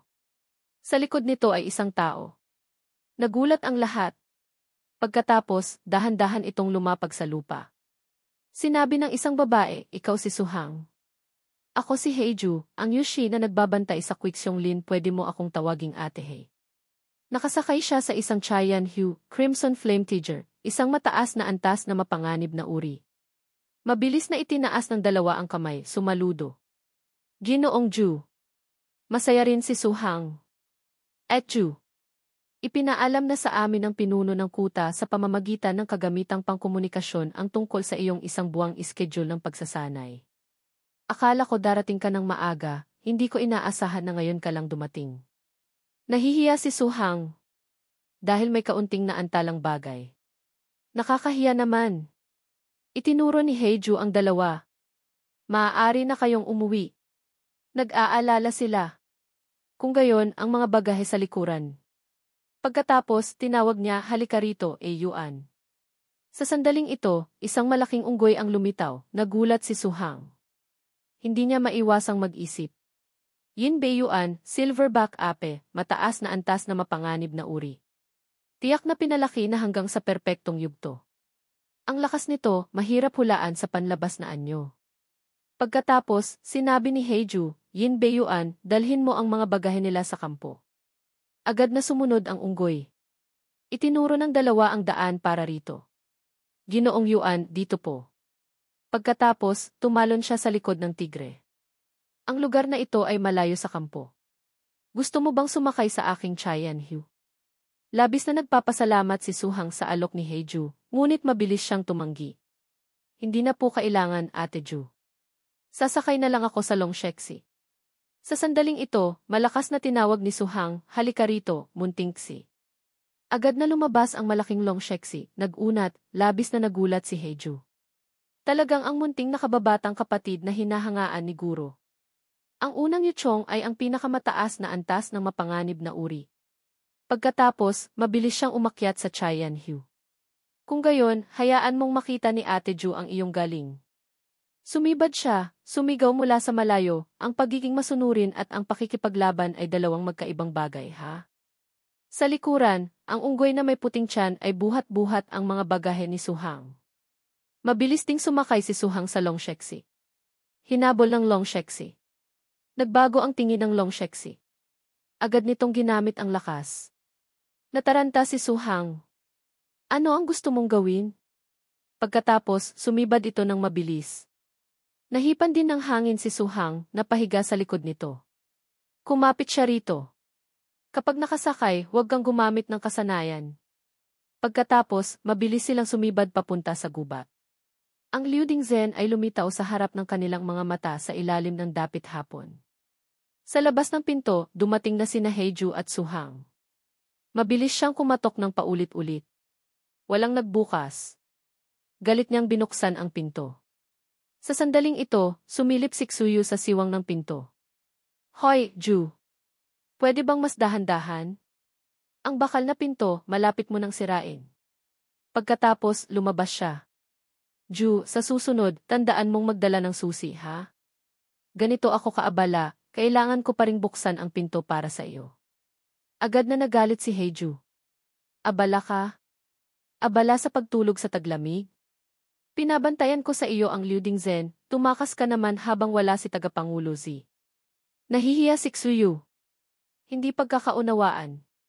Hindi pagkakaunawaan. CJ. Ang pagbubukas ng pinto para kay Ginoong Ju ay isang karangalan para sa akin. Pagkatapos, malakas siyang sinampal nito. Sige na. Pagkatapos, itinuro niya si Suhang. Ayusin mo ang silid at dalhin mo ang mga bagahe ni nakababatang kapatid Suhang papasok. Sa kabilang banda, ngumiti si Suhang ng alanganin, iniisip ang paraan ng pamumuhay nila, napakakakaiba. Pagkatapos, sinabi ni Heju, ang Quixiong sa kasalukuyan, kami lang ni Xuyu ang nasa kampo. Dati, may ilang mga utusang sundalo, pero hindi nila nakayanan ang mahirap na kalagayan sa Quixiong kaya umalis na sila. Ang mga gawain ay ipinapagawa na rin namin sa aming mga yuchong. Ang tagapamahala ng kampo ay siya ring tagapangulo ng Liu Dingzhen.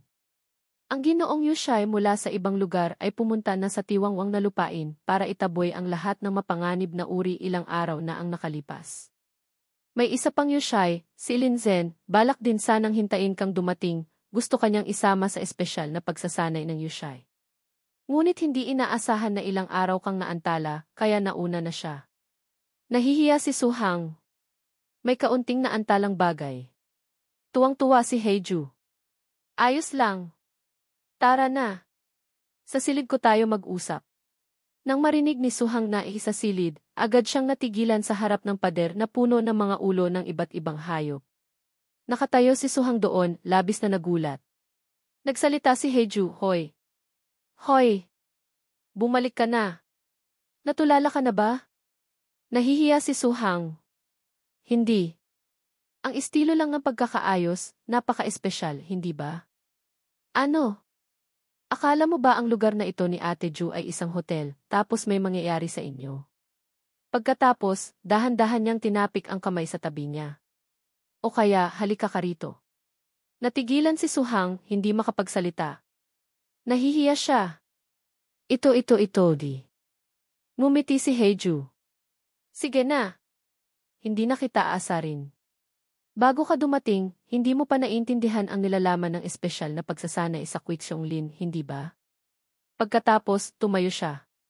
Ito rin ang karaniwang patakaran. Ang unang espesyal na pagsasanay ng Yushai sa Yihide na kuta, kapag nakarating na sa kampo ng Quixiong saka malalaman ang tiyak na nilalaman ng espesyal na pagsasanay. Ang Quixiong ay hindi lamang para sa karanasan sa pakikipaglaban, marami rin itong benepisyo. Hindi ko alam kung narinig mo na ba ang tungkol sa enerhiyang prutas. Nagulat si Suhang. Hindi kaya ang Quixiong ay may enerhiyang prutas? Siyempre. Ang Quixiong ay maraming sayong ligo, beer power fruit. Ito rin ang isang matatag na pinagkukunan ng enerhiyang prutas ng Ihid na kuta. Maaari nitong mapataas ang lakas ng katawan at katangian ng tibay ng mapanganib na uri. Para sa mga yuchong na may elemento ng kadiliman, hayop at lakas, lahat ay may pakinabang. Pagkatapos, lumapit siya, binuksan ang kurtina. Sa likod ng kurtina ay isang mapa. Ngunit ang makuha ito ay hindi madali. Dahan-dahan niyang hinawakan ang mapa. Ang Xiong Liguo ng Quixiong ay sinasakop lahat ng mga kulay abong oso. At sa pamamagitan ng token ng pinuno ng kawan ng mga kulay abong oso sa Quixiong, maaaring hamunin ng Yuchong ang isang may-ari ng puno ng Xiong Liguo. May token dito. Ang mga tagapagbantay na ito ay karaniwang hindi tumatanggi. Kapag nanalo, makakakuha ng isang Xiong Liguo. Ngunit kung hindi Yushai ng Ihid na kuta ang maglakas loob na kumuha ng enerhiyang prutas, tiyak na aatakehin ng kawan ng mga kulay abong oso ang mga Yushi na nagbabantay sa amin, hindi titigil hanggat hindi namamatay. Sa loob ng gubat, umalingaw ang malalakas na ingay. Ang Long Shexi ay nakikipaglaban sa isang umuungal na oso. Sinabi ni Linzen, mukhang malapit ng tanggapin ng Quixiong, Ghost Beer, na ito ang hamon. Basta't matalo ng Long Shexi ang kalaban, makakakuha ito ng isang Xiong Liguo. Napabuntong hininga si Suhang. Sa tingin ko, hindi ganoon kadali. Idinagdag ni Linzen, ang Xiong Pi, Bearskin, na ito ay tatanggap lamang ng mga hamon mula sa mga kalaban na mas mahina kaysa sa kanya sa kanyang pananaw. Ang makuha ang Xiong Ligo, syempre, ay kailangang harapin ang panganib. Sa sandaling ito, umalulong ang oso, puno ng takot. Sa kabilang banda, ang Long Shexi ay nakatayo lang, hindi gumagalaw. Biglang, nakita nitong nagagalit ang oso, lumitaw ang mga dilaw na kidlat. Nang makita ito ni Suhang, nag-isip siya. Hindi ko inaasahan na ang Long Shexi ay may likas na talino sa pang-aasa. Pagkatapos, sinabi niya kay Linzen, ang Quixiongpi, Ghost Bearskin, ay tatanggap ng hamon. Ngumiti si Linzen. Siyempre. Ang Long Shexi, hindi palang nakikipaglaban sa isang yuchong na may elemento ng hayop. Baka mapahamak ito. Naglaban ng matindi ang dalawang yuchong. Mabilis na ginamit ng Long Shexi ang Long Li, Dragon Power, para tamaan ang kalaban. Pagkatapos, umalulong sila ng malakas. Nagpakawala ng atake ang oso. Mabilis na hinarangan ito ng Long Shexi. Pagkatapos, nagpatuloy ang oso sa pagpapakawala ng isang malakas na atake, nasaktan ang Long Shexi, sumigaw. Masyadong malakas ang tama, tumalsik ito ng malayo, bumagsak sa lupa. Hindi ito tinigilan ng oso, patuloy na sumugod. Sa kabilang banda, labis na nag-aalala si Linzen. Hindi maganda. May mangyayari na. Ngunit biglang, pinigilan siya ni Suhang. Nakatatandang kapatid, maghintay ka pa. Mukhang mayroon pang chiw si Muntingxi.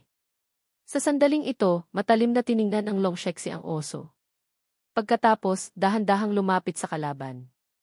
Nang makita ito, medyo natakot ang oso. Pagkatapos, mabilis na umalulong ang oso, sumugod para hulihin ang Long Shexi. Mabilis na tumakas ang Long Shexi. Pagkatapos, ginamit nito ang lakas, pinalakas ang Long Li. Pagkatapos, sumugod ng diretso sa oso. Isang napakalakas na sampal ang tumama. Nasaktan ang oso, tumakbo palayo. Tiningnan nito ang Long Shexi nang may galit. Nang makita ito ni Linzen, sinabi niya, mukhang hindi masama ang Long Shexi mo. Nagawa na nitong gumamit ng kombinasyong chiw. Ito ay isang napakabihirang katangian. Ngunit para masira ang depensa ng Quixiongpi, hindi pa sapat. Kailangan pa nitong lumaki. Talagang nakakatakot ang depensa ng yuchong na may elemento ng hayop. Ito ang lakas ng Xiong Ligo. Kung mananalo ang Long Shexi, makakakuha rin ito ng Xiong Ligo. Sumigaw si Suhang sa Long Shexi, kaya mo yan, Muntingxi. Ang sugat kanina sa katawan ng oso ay agad na gumaling. Ito ang Shuzai Ziyu, Beast Self-Heal. Sa kabilang banda, ginamit ng Long Shexi ang Isnyan Tuki, Evil Breath, Sinyan Dan, Evil Bullet, huminga ng isang malaking bola ng enerhiya, pagkatapos ay itinutok ng diretso sa oso. Malakas itong nagpupumiglas.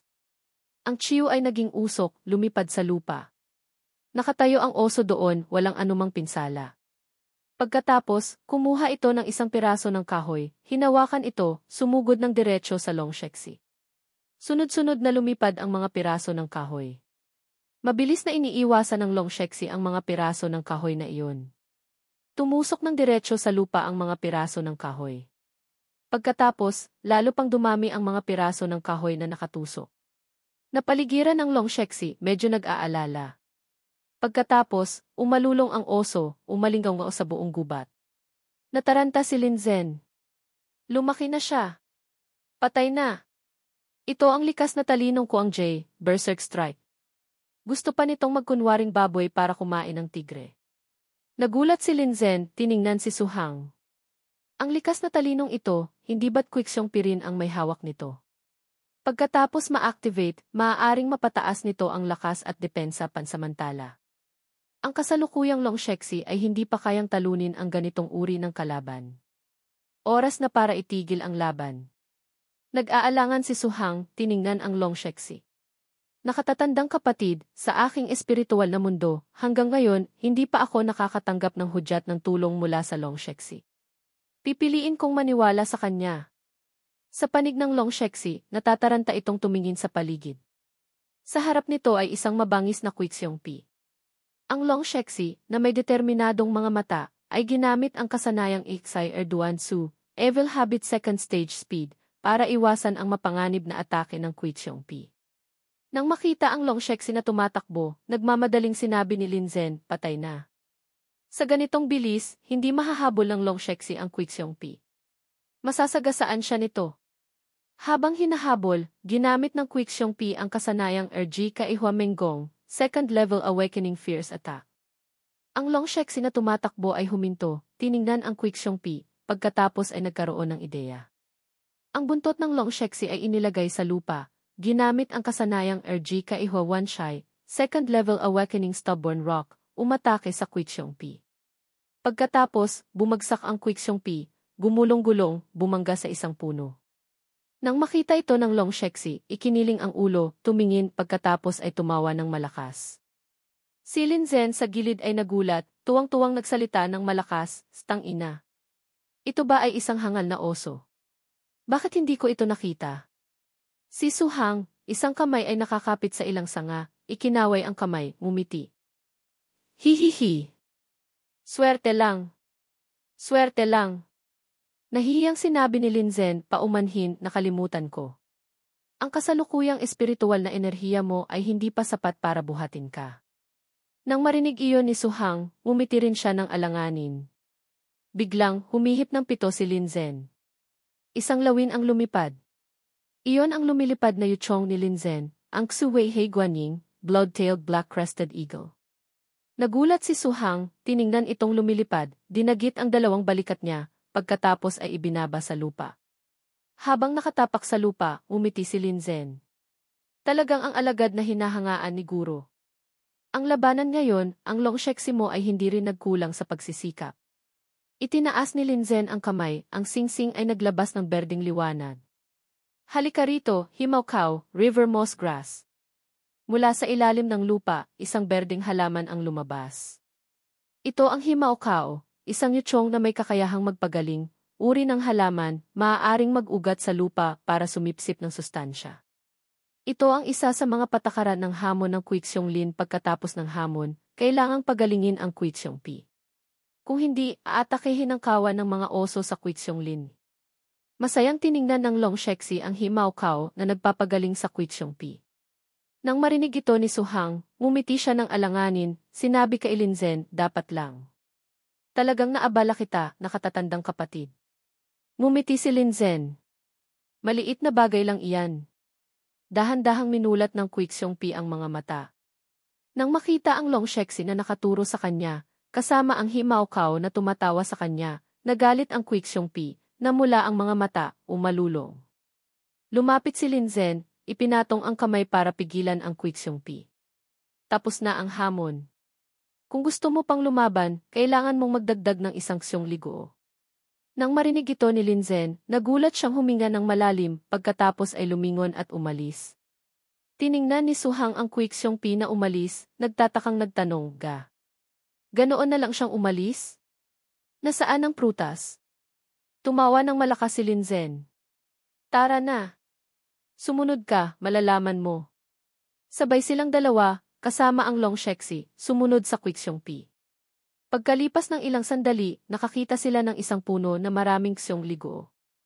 Lumapit ang Quixiompy, kinagat ang isang Xiong Ligo, pagkatapos ay inilapag sa lupa. Nagulat ang Long Shexi, tiningnan ang Xiong Ligo na puno ng laway ng Quixiompy, nagpakita ng ekspresyon ng pandidiri.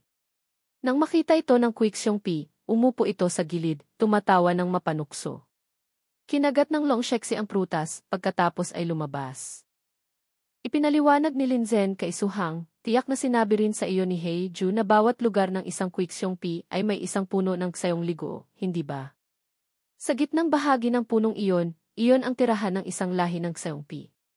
Ang maliit na Xiong Ligo ay nasa kamay ni Suhang. Sinabi niya, ang Xiong Ligo na ito ay mas maliit kaysa sa inaasahan ko.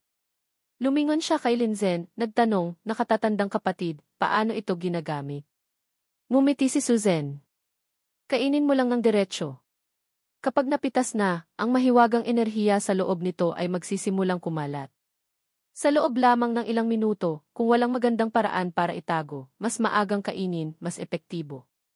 Sinabi ni Linzen, iniisip, nakakainggit talaga. Ikinaway ni Suhang ang kamay sa Long Shexi. Bilisan mo. Ibuka mo ang bibig mo. Nagulat ang Long Shexi, naalala ang eksena kung saan idinura ng Quixiongpi ang Xiongligor, pinagpawisan, pagkatapos ay lumingon. Nang makita ni Su Hang na lumingon ang Long Shexi, nagpapakita ng ayaw kumain, nagulat siyang nagmura, "Stang ina. Anong ekspresyon iyan? Magandang bagay ito." Pagkatapos, lumingon, umiiyak na walang luha, sinabi, "Nakatatandang kapatid, may tubig ba kayo?" Nagalit si Lin Zhen, itinuro ito. "Balak mong hiwain iyan sa maraming piraso." Pagkatapos hugasan ang Xiongligor, ipinatikim ni Su Hang sa Long Shexi. "Hawakan mo, kainin mo." Masayang inuya ito ng Long Shexi. Habang nag-iisip, sinabi ni Lin Zhen, "Nakababatang kapatid, maghanda ka. Hahayaan nating dito si Long Shexi para sumipsip ng Xiongligor. Kapag nasipsip na nito ang lahat ng enerhiya ng Xiongligor, saka tayo aalis. Kung hindi, masasayang ang maraming enerhiya."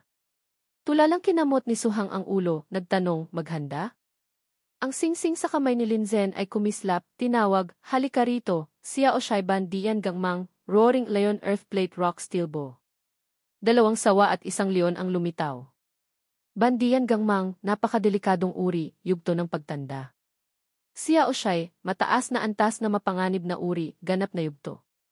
Umiti si Lin Zhen, nag-utos, "Alerto." Nang makita ang 2 yuchong na umalis, umiti si Su Hang ng alanganin, iniisip, mukhang ang pagsipsip ng Xiongligor ay aabutin din ng kaunting panahon. Umiti si Su Hang. "Talagang maraming salamat, nakatatandang kapatid." Ikinaway ni Lin Zhen ang kamay. Hindi na kailangang maging formal. Ang Xiongligor ay hindi maaaring itago ng matagal kaya karaniwan ay hindi na nakakaabot sa kampo. Kailangang sa loob ng gubat dahan-dahang tunawin. Sa ilalim ng Long Shexi, isang dilaw na pormasyon ng mahika ang lumitaw. Kung walang sapat na malakas na yuchong na nagbabantay, maghanap ka ng isang puno o kuweba para maiwasan ang panganib. Ilang beses lang, masasanay ka na. Ang Long Shexi sa loob ay nahihiya. Nang makita ito ni Su Hang, labis siyang nag-aalala. Nakatatandang kapatid, ang Long Shexi. Ipinaliwanag ni Lin Zhen, ang mahiwagang enerhiya ng Xiongligor ay ginagamit ang hindi pangkaraniwang bilis para baguhin ang bilis, maging ang mga selula. Tiyak na magdudulot ito ng reaksyon sa katawan. Ang enerhiya ng Xiongligor ay kilala rin sa pagiging dominante. Nang masipsip ng Long Shexi ang enerhiya ng Xiongligor, nagkaroon ito ng pagbabago. Lumaki ang mga paa nito. Biglang, umalulong ang Long Shexi. Ang unang pagkain ng Xiongligor ay sa 13 araw na. Nakasakay si Su Hang sa likod ng Long Shexi, iniisip. Nitong 13 araw, hindi lamang lumaki ng husto ang Long Shexi, malapit na rin ito sa huling yugto ng pagtanda. Kung pag-uusapan ang lakas, tibay ng katawan, hindi na ito mas mahina kaysa sa Long Shexi sa huling yugto ng pagtanda, mas malakas pa nga. Tutal, nitong 11 araw, 8 hanggang 9 na Xiongligor na ang nakain ito. Ang Long Shexi ay tila may likas na talino sa pang-aasa. Paulit-ulit nitong hinamon at tinalo ang Xiongpi, maging si Lin Zhen ay hindi mapigilang mamangha. Ang imahe ng Long Shexi na nag-uwi ng maraming Xiongligor ay nagpagulat kay Lin Zhen, hindi niya maisara ang bibig. Sa loob ng 13 araw, nakipaglaban ito sa mahigit 20 Xiongpi para makakuha ng Xiongligor. Ang tsansang manalo ay 50%. Bukod sa unang araw na natalo nito ang hangal na oso, ang dahilan ng mataas na tsansang magtagumpay ay dahil sa tahimik na bayani, ang Xun Baoshu. Nitong mga nakaraang araw, ang Xiongpi na nilalabanan ng Long Shexi ay pinili ng Xun Baoshu. Ito ang tunay na dahilan kung bakit ang Quixiongpi ni Lin Zhen ay 1 lang ang nakuha, habang ang Long Shexi ay 8 ang nakuha. Ngunit ang sikretong ito, pansamantalang hindi nahulaan ni Lin Zhen. Biglang, umalulong ang Long Shexi. Sinabi ni Su Hang, "Sabi mo, naramdaman mo ulit ang lakas ng likas na talino tulad ng Xiongpi noong unang araw." Tumango ang Long Shexi. Lumipad ang Long Shexi, nakaupo si Su Hang sa likod nito. "Tara. Puntahan natin siya." Hinawi ang mga halaman. Tumingin sina Long Shexi at Su Hang, iniisip, nag-aaway na sila. Kujiao lang, dry armor wolf, katamtamang antas na mapanganib na uri. Karaniwang naninirahan sa madidilim na kuweba. At ang lugar na ito ay Quixiongling kung gayon, tiyak na isa itong yuchong. Biglang narinig ni Su Hang ang taong nakamaskara na nagsabi, "Hindi pa sapat ang Kujiao lang. Halika rito, Chong Jiaolang, Heavy Armor Wolf.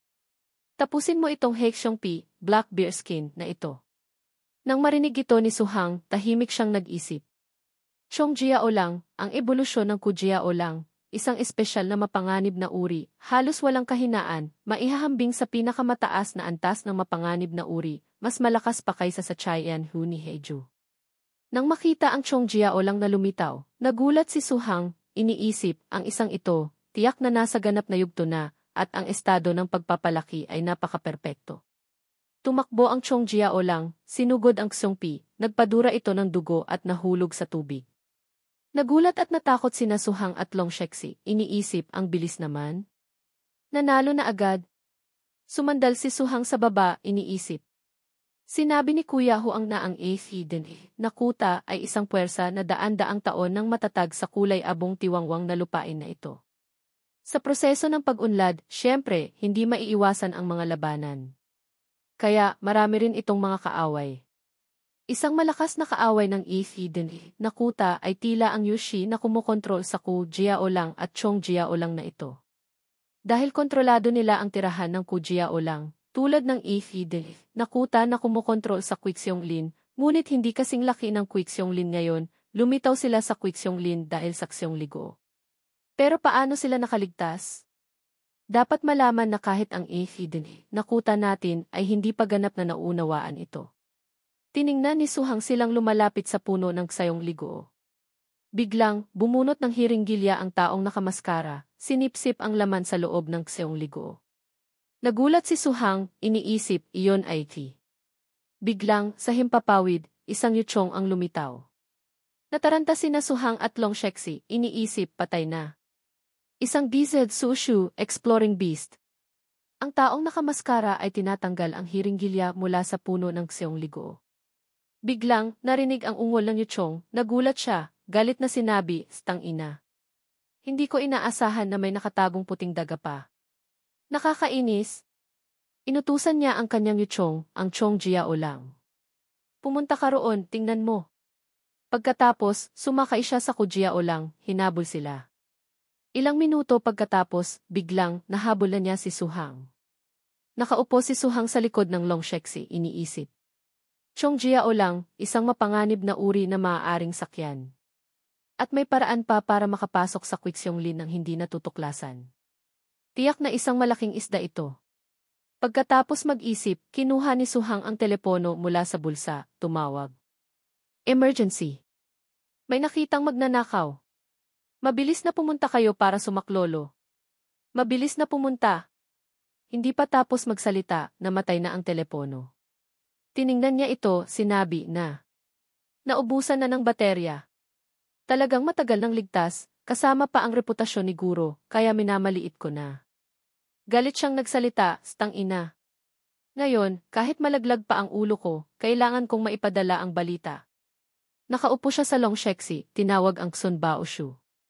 Ang Long Shexi ay gumagamit ng kasanayan para tumakas.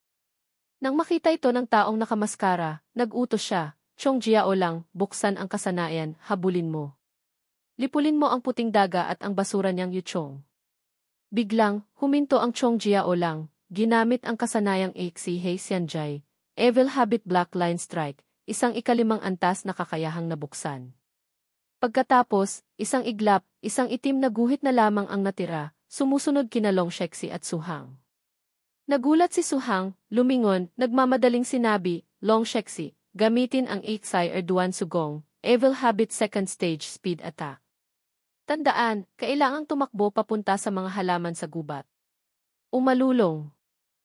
Ang Long Shexi, ibinuka ang mga pakpak, lumipad ng buong bilis. Naisip ni Suhang, kahit na pinalakas ng Erduan Sugong ang epekto, hindi pa rin ito kasing bilis ng Hexyonjay. Ngunit ang kalamangan ay maaaring magbago ng direksyon ang Erduan Sugong. Kung gusto mong lumaban ng matigas, sige, sumalpok ka sa malaking halaman. Mas mabuti kung madala mo si nakatatandang kapatid Linzen dito. Ang Chong Jiaolang na humahabol ay natapakan ang isang sirang sanga, ang ulo ay sumalpok sa puno.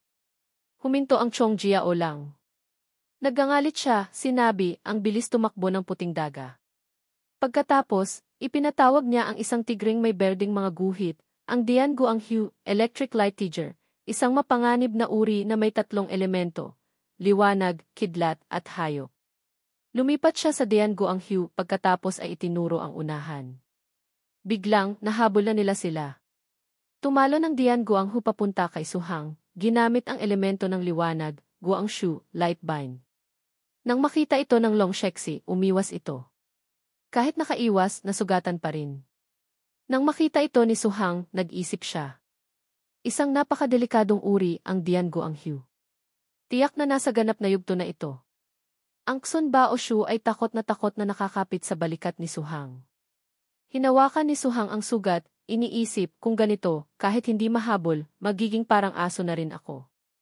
Biglang, nagkaroon siya ng ideya, umiti. Sun Baoshu, dalhin mo kami sa teritoryo ng pinuno ng Quixongpi. Nang marinig iyon ng Sun Baoshu, ipinikit nito ang mga mata. Pagkaraan ng ilang sandali, itinuro nito ang isang direksyon. Nang makita ito ni Su Hang, sinabi niya, tara na. Maghahanap tayo ng tulong. Habang diretso silang lumilipad, biglang, hindi na makahabol ang taong nakamaskara. Tiningnan ni Su Hang ang Long Shexi. Long Shexi, huwag kang tumakbo lang. Gamitin ang Dishangji para tawagin sila. Ginamit ng Long Shexi ang kasanayan, nagsimulang umangat ang lupa, humarang sa daan ng taong nakamaskara. Sumigaw siya, Chongjiao lang, buksan ang daan. Ang singsing niya ay kumislap ng pulang liwanag. Sinugod ng Chongjiao lang ang Dishangji. Pagkatapos, nagpatuloy sila sa paghabol. Tiningnan niya si Su Hang, umiti. Hindi ako naniniwala na kaya mong baligtarin ang sitwasyon. Habang tumatakbo, biglang huminto ang Dian Guanghu. Nag-utos siya, wala na. Dian Guanghu, hanapin mo. Tumingin ang Dian Guanghu sa unahan, nagulat, natakot. Nakita ng taong nakamaskara na ang kanyang yuchong ay takot, nanginginig, nagtaka. Bakit? Dian Guanghu? Biglang, mula sa madilim na kuweba, isang liwanag ang kumislap. Pautal-utal siyang nagsalita, di. Ano iyon? Mula sa loob ng bundok, isang napakalaking Quixongpi ang lumabas, umuungal. Nagulat siyang sumigaw, hindi maganda. Ang pinuno. Nang makita ang pinuno ng Quixongpi na sumusugod, inutusan niya ang Dian Guanghu na takot. Pumunta ka na. Pagkaraan ng ilang sandali, sa kung saang lugar, sina Long Shexi at Su Hang ay nakatingin sa lugar kung saan nagmula ang ingay. Nagulat siyang nag-isip. Ang pinuno, maaaring tumawag ng pag-atake ng kawan? Walang token mula kay Guro, kahit gaano pa kalakas ang mga ngaso, hindi kayang talunin ang buong kawan ng Quixongpi sa Quixonglin. Inutusan ni Su Hang ang Long Shexi. Tara na. Bumalik na tayo sa kampo. Tawagin natin si nakatatandang kapatid Suyu. Kung mahuhuli tayo, maubos na ang enerhiya ng Xeongligo. Lumipad ang Long Shexi kasama si Su Hang. Biglang, isang atake mula sa kung saan ang lumipad. Nagulat siyang nagsalita, Long Shexi, iwas. Tumalo ng Long Shexi para iwasan ang atake, lumapag sa isang sanga ng puno. Biglang, sinabi ng taong nakamaskara, sayang. Nakaiwas pa ang hamak na iyon. Sinabi ni Su Hang, mahahanap niya tayo. Habang nakasakay sa Dian Guanghu, sinabi niya, munting hamak. Ang Dian Guanghu ko, binuksan ang kasanayan sa paghahanap. Kahit 10 beses ka pang bumilis, mahahanap pa rin kita. Naisip niya, isang uri ng kasanayan sa paghabol. Umisi siya, nagpatuloy, at pinaharangan mo pa ako ng pinuno ng Xongpi, pagkatapos ay tumakbo ka para magulat. Matalinong taktika iyan. Ngunit alam mo ba na ang isang yushai sa antas ko, ang pag-iwas sa isang Quixongpi ay napakadali lang. Hindi tulad mo na may yuchong lang na nasa kilin, unicorn stage. Pagkatapos, inutusan niya ang Dian Guanghu. Nakasalalay na sa iyo iyan. Tumalo ng Dian Guanghu, sumugod kay Su Hang. Habang umaatake, biglang natigilan ang Dian Guanghu, tiningnan ang Long Shexi na gumagamit ng kasanayang Long Wei Erji Kaihwa, Dragon Might Second Level Awakening. Naisip ni Su Hang, gamitin ang likas na kakayahan ng Xun Baoshu, ang Shen Mixi Huan Shai, Mystic System Illusion, para mapaniwala ang kalaban na ang Long Shexi ay isang ordinaryong kilin lang. Pagkatapos, gamitin ang Long Wei. Kahit hindi lubusang makakaatake, makakapagpabagal naman ito ng oras. Habang inilalabas ang smoke bomb, iniisip niya, mabuti na lang at naglaan ako ng oras para gumawa ng smoke bomb. Ngayon, magagamit ko na ito. Isang pagsabog ang nangyari, napilitan ang taong nakamaskara na tingnan na lang si Suhang na lumilipad palayo. Sumigaw siya, sugod, Long Shexi.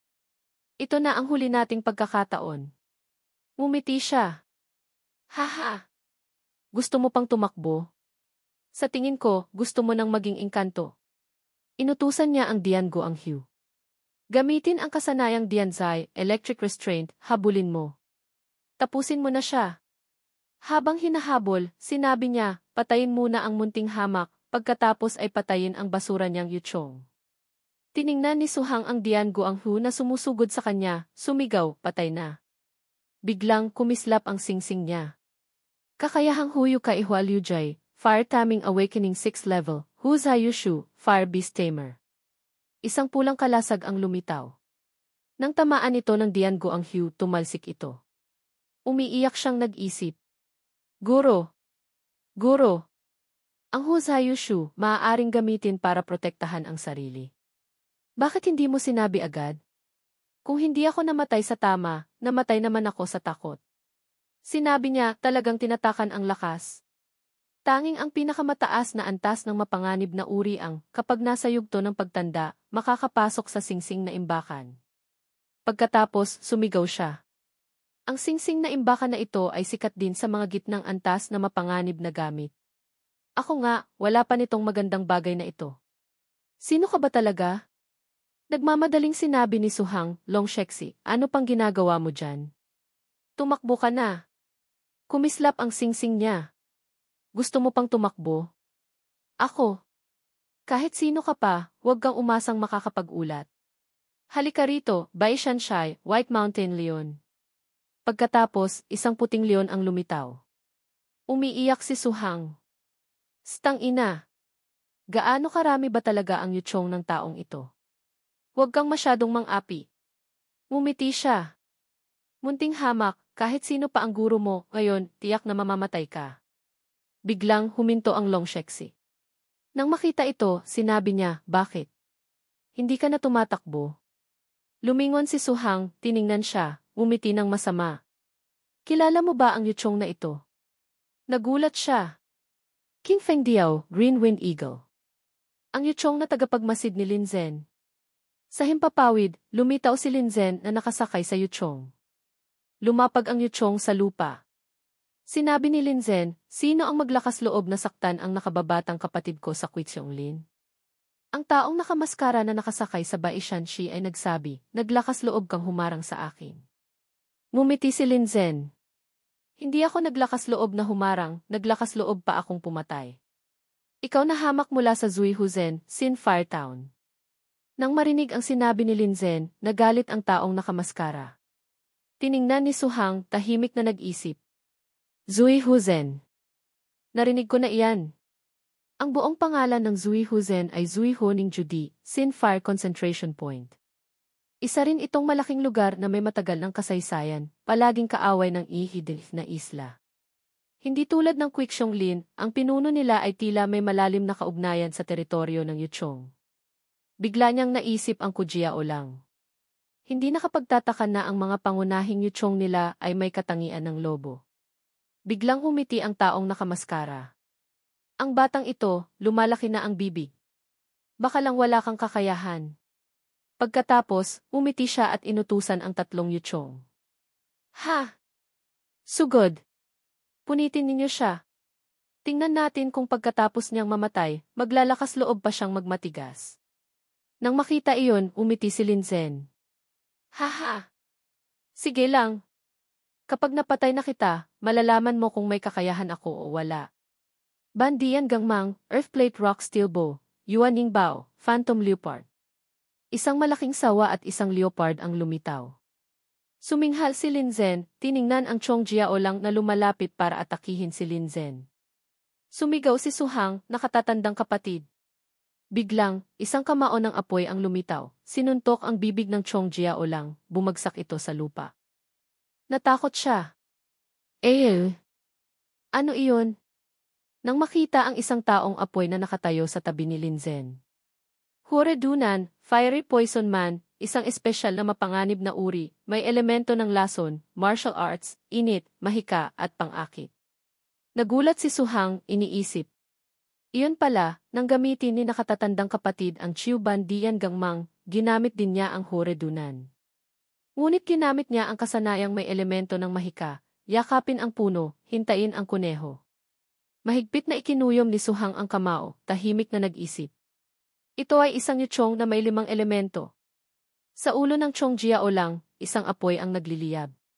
Pagkatapos, umalulong ang Chong Jiao lang. Nang makita ito, naggangalit siya. Horedunan! Mayroon ka palang ganito kabihirang yuchong. Hindi nakapagtataka kung bakit ka naglakas loob na harapin ako. Ang galing mo ring magtago, ano? Ang intelligence network ng Zui Huzen, pero hindi ko pa naririnig na ang Athens na lugar ng pagtitipon ay may ganito kabihirang yuchong. Ngumiti si Lin Zhen. Kung nalaman mo, paano kita mapapatay ngayon? Nagpatuloy siya, isang horedunan lang, gusto mo na akong patayin? Sa tingin ko, hindi ka pagising. Pagkatapos, malakas siyang nagsalita. Ang Chong Jiao lang, nangunguna rin sa mga espesyal na mapanganib na uri. Ang horedunan, paano naman niya ako matatalo? At inutusan niya ang Chong Jiao lang na gamitin ang kasanayan.